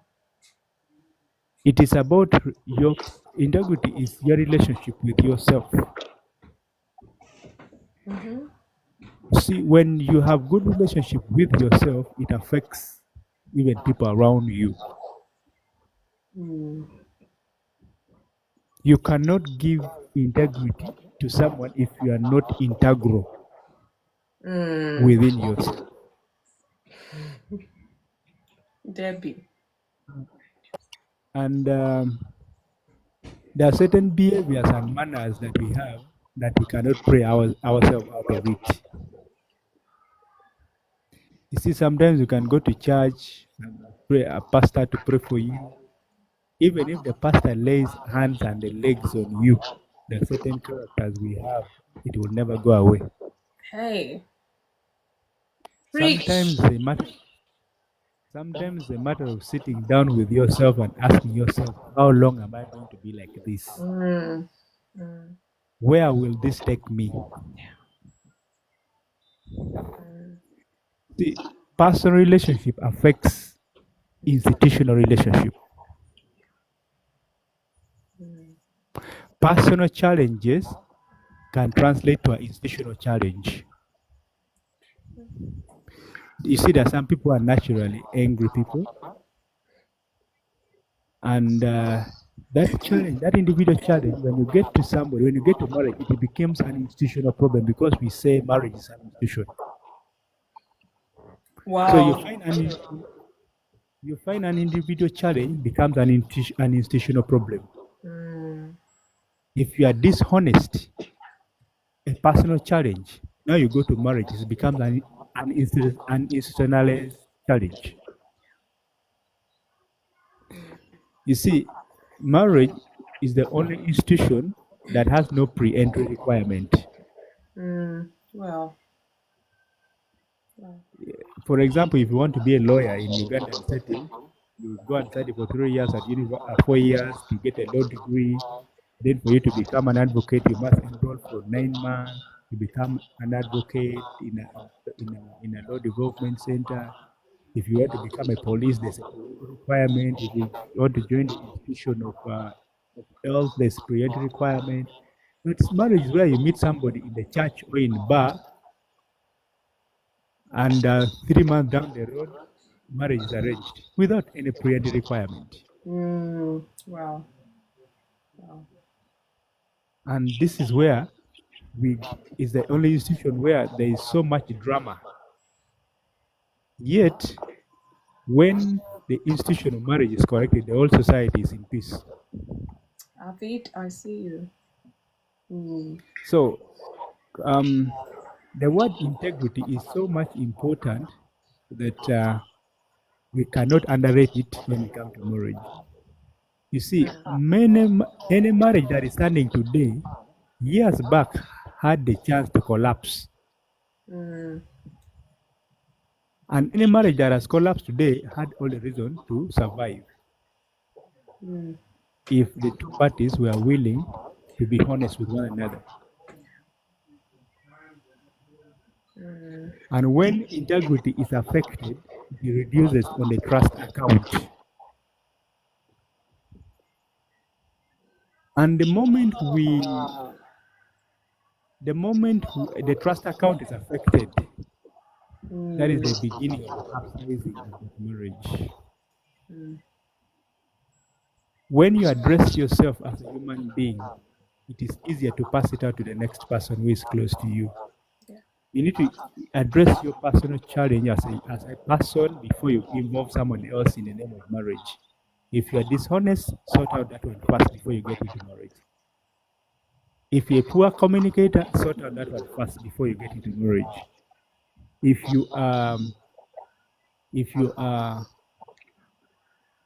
you're dirty, it's a personal challenge that is going to be institutionalized. These are things you must sort out as a single person. Once that is sorted, I'm sure you can have a good marriage. Thank you. Thank you, Lala. Wow. And you said they've said it all. Nuggets. Let's Hey, just share the grace I and go. can't, Oh, even me, sorry, we have Mr. I Barrington. can't top that. Thank you so much, Lala, for what you've shared. Thank you. Wellspring of knowledge. I hope people out there are listening. Better take notes. Don't worry, I have to find time to download this and upload it again. Nuggets in there. Thank you so much, Lala, for your contribution. It's true. We have to search within ourselves. You need to have these things. You know, there's a whole lot of truth. Hey, everyone is getting to know, except you're not interested in life itself. Otherwise, you get into trouble. You will get into trouble, and then once that trouble comes, it will disrupt every aspect of one's life if care is not taken. To those who are looking for husbands, to those who are looking for wives, hey, please deal with your issues first. They say, are you going to marriage with all sort of baggages or whatever? Please leave that baggage outside. Don't come and dump it on another man's child. I beg, I beg, I beg. It is well. Thank you so much. Bariton, I think we'll come to you. Yeah, we'll be rounding off soon. We'll come to you and should I post my puzzle so that I start thinking about it now? It's not a tongue twister today. So let me wait. Bariton, please give your submission and after I'll post it. Yeah, it's not much of a submission because everybody's saying everything. I mean, right from Leslie when he started talking, I listened to. I mean, more or less, Leslie always like breaks down. Gives what would you call it? The theory of the whole thing. And before I say what I want to say, just a little bit of maybe a riposte and also a word of agreement with the last speaker, Lala. Lala, I agree with you, and I also disagree a little bit with you. What do I mean? I agree with you that, of course, marriage does, that little part that marriage, doesn't make you. It exposes who you are. But at the same time, I disagree because there are people who have been made who they are by the person they got married to. In other words, you hear people say, this woman made me who I am. I was reformed because of this woman. I was reformed because of this man. Because when you say marriage exposes who you are and there's no room for correction, there's no room for you to improve, it means God has finished with you. And at that point, there is no way you can change. But we are work in progress until we die. So you have to open that door. You have to keep that door permanently open for every human. Because have you heard of people who have come into salvation because of the people they got married to? You have to be conscious of that because marriage can make you, marriage can mar you. I, for one, there is a part of me, there's a percentage of me that I only got to know about after I got married. I didn't know about all of the me I know now before I got married. We learn every day. Yeah. And that brings me to the submission. I would extrapolate from that point to the submission, which I am going to, in a way, agree with Debbie to a very great extent. We are well formed before we get to that point where where you talk about integrity, you know. So the question is, if integrity it erodes, if it, slips away, can it be repaired? Yes and no, depending on who is in the picture. We are well formed, and integrity, I think where I pick from Debbie is that she said something like integrity is something you build from the scratch as you grow as a human being. The word of God says, train a child in the way he should go. And these things, the child picks up and is growing with it in a passive way, and is learning, and integrity is building. And by the time they come into adulthood, the person is formed. You see where they say no to certain things because those things have formed them.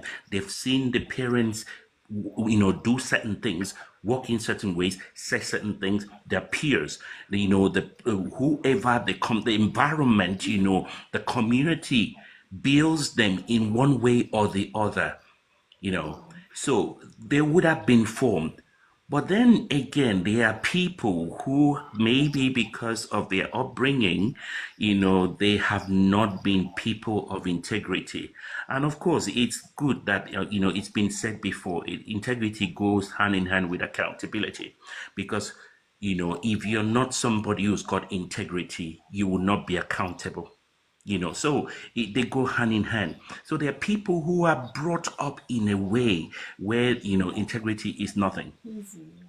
But then one experience or a series of experiences they have in their lives could start to change. It could start to change them. It could, it could make them, do a U-turn in their life. And, that can start building gradually. But it is also a rare case. It's not something that happens every day. It's very rare. But then again, then you talk about the one that is broken, or you talk about the one that erodes.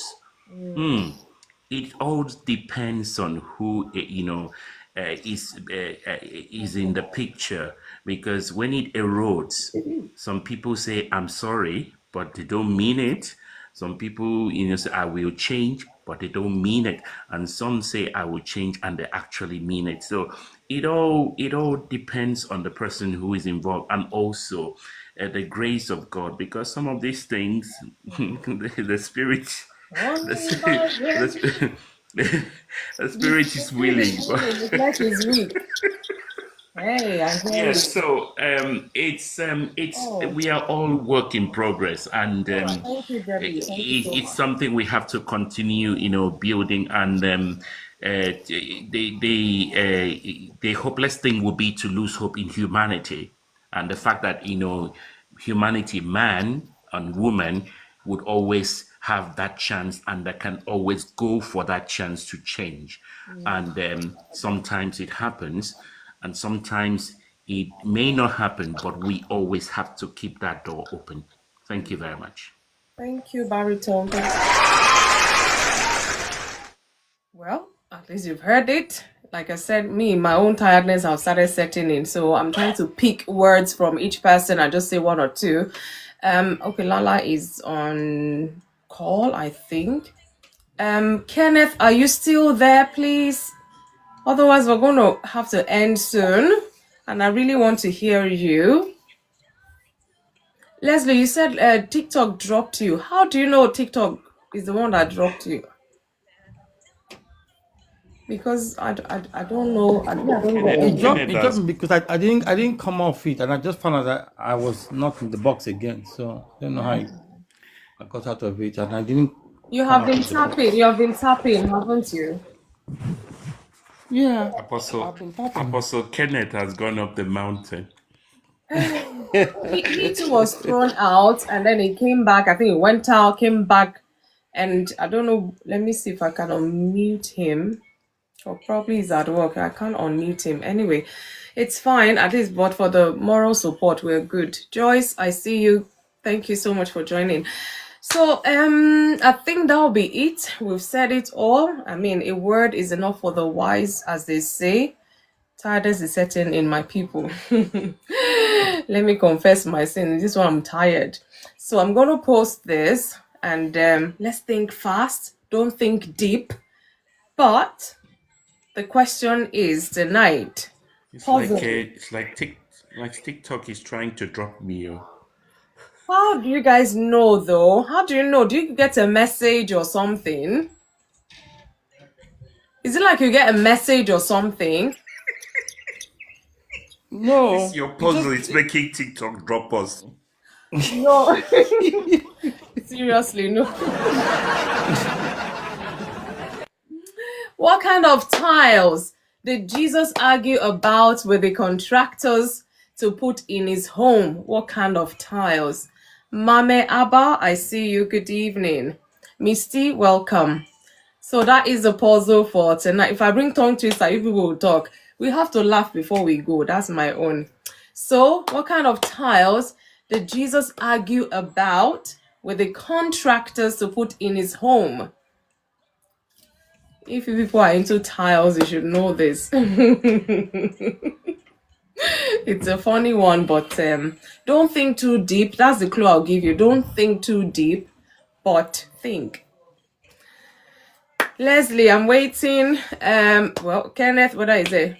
Cracked tiles. No, Leslie. Well done. Nice attempt, but no.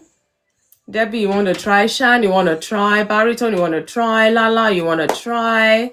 What kind of tiles did Jesus argue about with the contractors to put in his home? Flat tiles. No. Is there a bulky tile?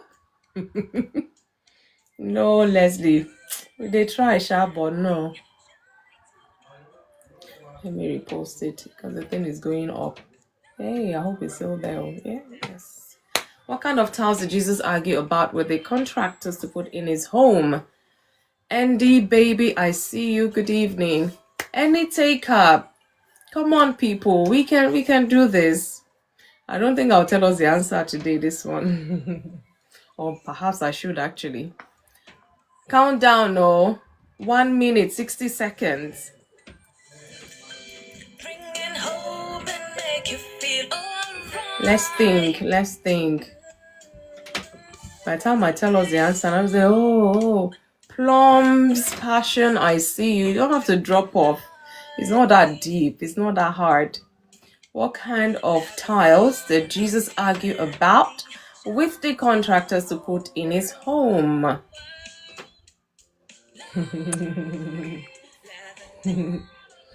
Okay, give us clues then. That's why I said don't think too deep. This woman is too tired to think of clues. If I give you any clue, I'll give it to you. Stone tiles? Nah. Oh, what was this? Let me see. Lala said there are no biblical accounts of Jesus owning a house or discussing construction material choices. Yes, we know, and that's why it's a puzzle. Rock styles. No, my dear Lady Shan, no. So, wooden tiles. No, Leslie, you're just guessing now. I see you're not thinking, well, what are you thinking? Perhaps marble. Not close. Not close. Look, the answer is in your Bible. That's the clue I will give Is you. it about the stone the builders rejected? No, ceramic. No, it's not the one they rejected. No,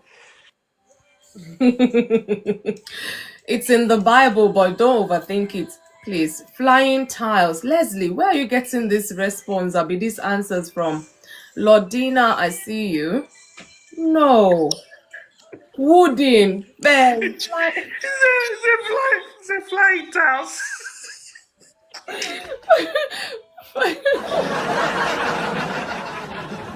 No, it's flying saucer. No, Leslie, please.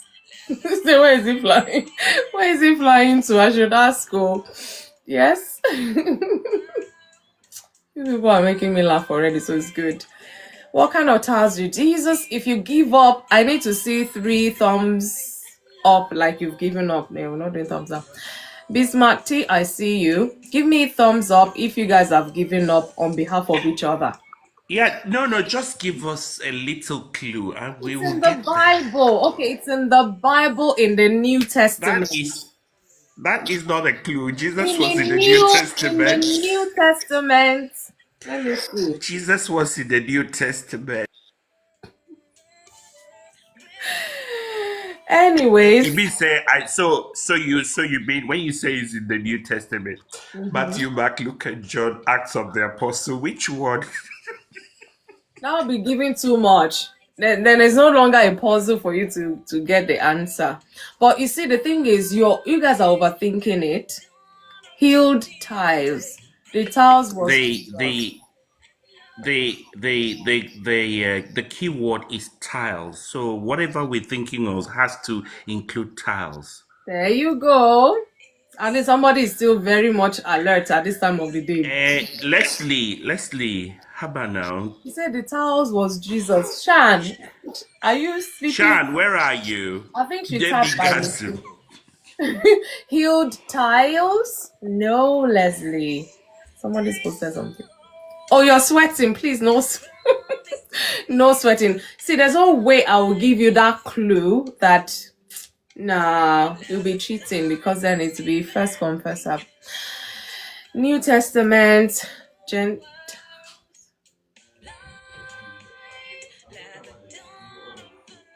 my mouth will not. You see, I nearly said it. Oh, look at she heard me. No, this one is.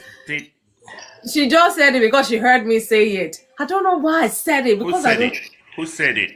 Debbie. No, I didn't Oh, hear you. Gentiles. You heard me, Gentiles. Oh, That I Gentiles. was looking for words that Jesus used in the Bible. Hey, This Debbie, one, you heard this me. one, I mistakenly this one we would just never said it. know. The Jews and We the would never Gentiles. know. Look at her talking now. No, but you heard me. I said you were it. saying something. You were saying Matthew, Genesis. I was like Genesis. I was like Gentiles, George. So that you see. No, this one I'll just clap for you. I know. You people have forced me that because I'm tired now. I just even blurted out the answer. No. Next, I'll bring my tongue to. I didn't hear the answer. I didn't hear the answer from you. I did not hear the answer. I didn't even know how she even got No, the but answer. so I you didn't hear the didn't put answer. it now, Leslie. As I was saying, I didn't hear it. So I thought Debbie got it right. I didn't even hear it. Yeah, that's what I'm saying. Debbie got it right just about when I said it. That's why I'm like, no, she heard. But I didn't hear you say it. I didn't hear you say You it. actually didn't say it. Did you not see me cover my mouth?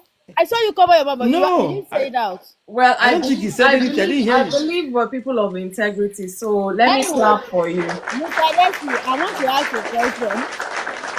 Yes.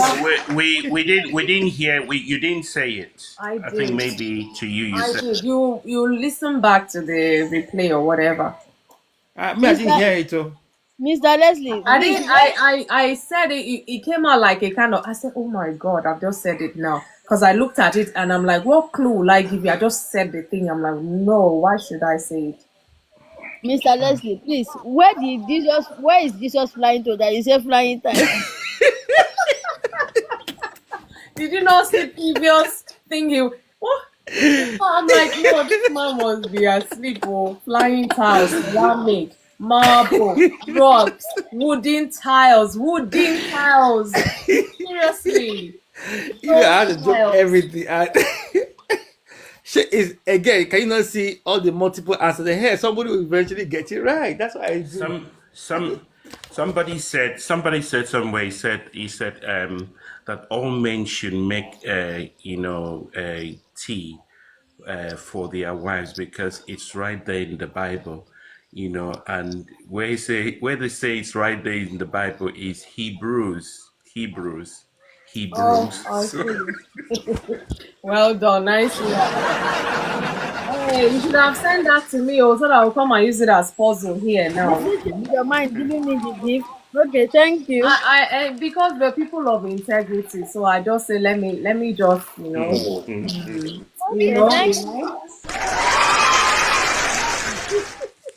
Well, don't worry. From next time like this, we're bringing our tongue twister back. That's one, escape it. It's like this one, you people are forcing the answer out from my mouth. Big one, I see you. Good evening. We're just rounding up. Wow, time is gone. So yeah, thank you guys so much. I don't know, maybe I should do this now. We all know we're entering into the Christmas season, and a whole lot of busy might just come up. However, I don't know, but I will leave a message on my page if I'm able to, or if I'm not able to come on Monday or next week. Actually, let me just say next week, but let us know. And if we're able to, the time, 8 p.m. UK time. Mondays, I know. So there's a whole lot happening. There's a whole lot going on. But it's been a roller coaster of a year. Let me just do this housekeeping just in case. January, February, March, April, May, June, July, August, September, October, November. And we're here. 3 more days and this month is gone. 1 more month and this year is gone. I just want to say a massive thank you to everyone who's been there from the start, who has been there on and off, who comes back when they remember, who has been here constantly. I don't know, baritone, I have to meet you. I don't know what rustling or something is going on there. But I just want to say a big thank you to every single one of you. Leslie, Debbie, Elder Kenneth, baritone, even though you're on and off, well, I just say thank you there. Shan, new latest member of this community. In fact, she's encouraging me so much she doesn't even know how. Thank you so much, Lala, for joining this community as well. I want to thank, let me see, I think there's 1 or 2 people I saw. Oh, Welfare to Wealth. Thank you so much. MR22, I see you. Madridista, I see you. EasyFlex, I see you. Fall for you. Thank you. I'm blessed. I see you. Thank you all so much for making this community what it is, because I know by myself I can't do it. And I thank God, for counting me worthy to even be here to doing this. I'm grateful to God. It's been a wonderful year. I've learned a lot. I'm still learning. Wow, boy, I think my next book should be out very soon. I've learned a lot, and I want to believe that as you come here, you also learn. As we rub minds together, I just pray that the Holy Spirit will make himself even more real. The word of God will become more real to us, and we will be living examples of the word of God in all areas of our lives. I wish us well. I'll say Merry Christmas in advance. I know it's still a few weeks away. But like I said, if I'm not able to come on, I'll just put a notification on my page so you're aware. But I just want to thank you all so much. It's only God that can reward all of you. I wish you well. I might have to look for you individually to send a massive epistle of thank yous. I appreciate every single one of you. God bless you so much. To your family as well, the Lord will keep you. The Lord will continue to bless your home, bless your family, the works of your hand. The Lord will continue to bless. Thank you all so much. I really appreciate every single one. Hey, who can help me speak this guy's language? A13. I have to, what's the word now? Write it in English, go and put it on AI, get the Spanish version, and then post it to me. I think that's what I have to do. That's the only way it will make sense, I guess. I hope the thing will translate well.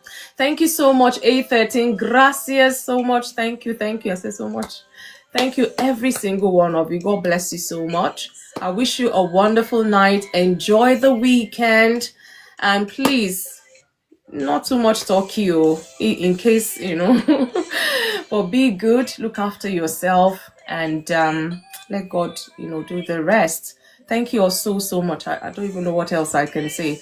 Is this the last meeting for the year? I don't know. That's the thing. I still have technically a couple of weeks, I think, but because of events here and there, and I just said, well, it's December, family this, that, and all of that. But I'll try. That's why I said I'll post something on the page if I'm not able to. And as I'm technically, to our American family, happy Thanksgiving. It's a Black Friday tomorrow. You people don't go out, spend wisely. Only shopping that is necessary. Don't go and waste your money. Christmas is still coming. Anyway, so yeah, maybe technically, but whichever way, at least let me know that I've done this, if at all. But thank you all so much. It's been a wonderful year, and I pray that the new year ahead will bring us good tidings, good health, prosperity all round, blessings all round. And just pardon my tiredness, but I'm sure you get my message. Thank you all so much. Don't be strangers. I know, like I said, I'm not definitely sure, but however, just to say this, I'm grateful to every single one of you. I appreciate every single one of you. God bless you so much. I love you guys so much. In fact, it's amazing. It's amazing. The people I've met here on this TikTok. It's amazing. The last couple of years. And I'm grateful. Grateful. Thank you all so much. Insight with FunmiRoyal. Peace and out. I know, but let's see. Whichever way, I'll leave a note, like I said. Thank you all so much. Obions, I see you. Thank you all so much. It's been a journey. Please, somebody stop this life. Otherwise, I don't want to cry now. No, I'm going to miss everyone. If I don't come back, for the next couple of weeks, like I said. But have yourself a great 2026. The Lord bless and keep you in all that you do. Please do not overeat. I will. Thank you, Debbie. Thank you. Debbie Gazin, gong, our elder. Elder Kenneth, thank you so much. I don't know what's happened today. Let's not think maybe it's TikTok that is blocking your mic from opening. I don't know. But thank you, Lala. Have yourself a lovely time. Enjoy the weekend and remain blessed. Good night, everybody. I know. Same here. So thank you. Let's see, where are we today? 175. I think that one will do me, Seth. It's okay. We want to take it up. Let's do 180k. I like to do that. I like to trouble you people. Let's take it to 180. 180 before we round up tonight. 180. Thank you. I wish you the same, Debbie. Thank you. Are we tapping? Let's tap it. Or we'll leave it. Let me see. Oh, it's baritone. Hey, before we go, it's true. Baritone, they say they should not forget you're the one cooking, oh. Don't forget that you're the one cooking at the Christmas meet. Yes, so we will send out invitation, venue, time. No, I'm the one saying that to Leslie. Leslie is the one cooking. No. We are people of integrity. No, everybody knows this. And everybody knows this. Even me, I remember. I'm tired, but I still remember very, very well. Yes. And we said maybe Leslie will assist you because he's always in the kitchen. See, tiredness is setting in and you're forgetting things already. They said See, the men. it's They said the Leslie. men will handle It's it. So Mr. Leslie. Baritone and It's Mr. Leslie. Leslie. It's Exactly. Leslie. No, wait. Let me mute him. I don't know why. Hey, Leslie is supposed to assist you, baritone. So please don't change the plan. We've had this plan since the beginning of the year. No, you guys please give us the venue and the dates, please, Biko. Exactly. You guys have a meeting and let us know where we're meeting. Olori JB, yay! I see you. Hey, Tegam. You people will not understand. Oh my God, is that you for real? Wow. What a pleasant surprise. Thank you, OJB. I see you. Let me see. She's the one coming up. No. Oh no, not her. Anyways, thank you all so much. Enjoy. Be good. All the lessons we have learned this year, please let's not throw it down the drain. Okay, Leslie wanted to come and say something. I'm running off. Let's hear him. Leslie, I'm bringing you back. What do you want to say? You're supposed to assist Baritone to cook our Christmas dinner, is it? Leslie, now how far? This is your time to redeem yourself. I was going to say I don't cook. I'm not going to cook turkey if I'm cooking anything, and I'm assisting, and I don't know who I'm meeting. But I'm assisting. I will assist. You on baritone, no? And there was somebody. Was it admissions? It wasn't like it be like this thing that go do her for New Year. You said what? What did you say? What did you say? I didn't get that. New Year. I want it for New Year. Mr. Baritone, you said this. What did you say? It be like say this thing that go do her for New Year. Mr. Barito, you said the same thing last year. You said the same thing last year. Where are we having this Wow. Christmas meet? Where are we having this Christmas? So No. what we know here is Baritone and Leslie, they're gonna have a meeting and they will decide where they're cooking, and then they will send us invitation. All of us will come. You know, all of us in this community. Or if you need help, I don't mind, send it to me and I'll help you post it to all of them. Hey, So the date, Apostle, the time, the Apostle must hear venue, this.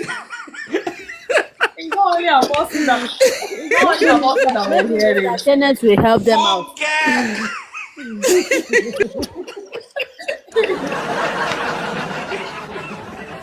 My goodness. For real, oh, we're waiting. And you have more than enough time to plan this thing, please. Maybe Mr. Kenneth will help them out. Most senior elder. They should have their meeting and let us know. Yes, so yes, indeed. Apostle Kenneth. Apostle must hear this. No, it's Bishop. It's Bishop. Most senior Bishop. Yay. Oh, thank you guys so much. By the way, where is Adebenga? Ah, that's true. We should look for him. I hope you guys are following each other. We can always, send a private message just to check on one another. I do that from time to time if TikTok will let me. But yeah. Actually, I think he was here on Monday. He was here on Monday at the start when I was starting my talk. And after I said he was going to come back or something and he didn't come back. Anyways, he's elder now. We should be pardoning our elders a bit. But he's fine, I guess. I should reach out to him. We should reach out to him. Please follow one another if you're not already. There's no excuse now. Shan, I hope you're following. Shan, hopefully we will see her this year. Don't mind. Fingers crossed. Shan, please follow everyone, please. It's a safe space, safe community. Let's follow one another, support one another, encourage one another like we've done throughout this year. And we'll keep doing by the grace of God. Thank you all so much. Yeah, I don't want to go now. See, even tiredness don't disappear from my eyes. Thank you so much. But I will leave a message whatever happens because it is well. Thank you all so much. Yes, so yes, hopefully by the grace of God. I know. Don't worry, I will send you a message, Shan. Thank you so much. Nice meeting you as well. Thank you for encouraging me. Oh, don't worry, Apostle will not hear anything. What Apostle does not hear will not kill Apostle. Okay, all right. Thank you so much, Shan. Please follow Shan back, please. I know, December. Hey, yeah, it is packed. It is packed. Thank you so much. Are we all done? Yes. Okay, we can go to bed now. Thank you so much. Have a blessed weekend. The promise, the future. Thank you so much. Thank you. Oh, we even done it already. Let the light that's within me shine to the whole world. Gerald, I see you. We're just leaving. Good night, S31. Which one is S31? Oh, hey.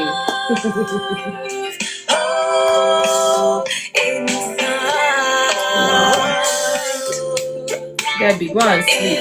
You're typing something that you're not supposed to type. Thank you. Okay. All right. Good night, everybody. Good night. Take care. Bye.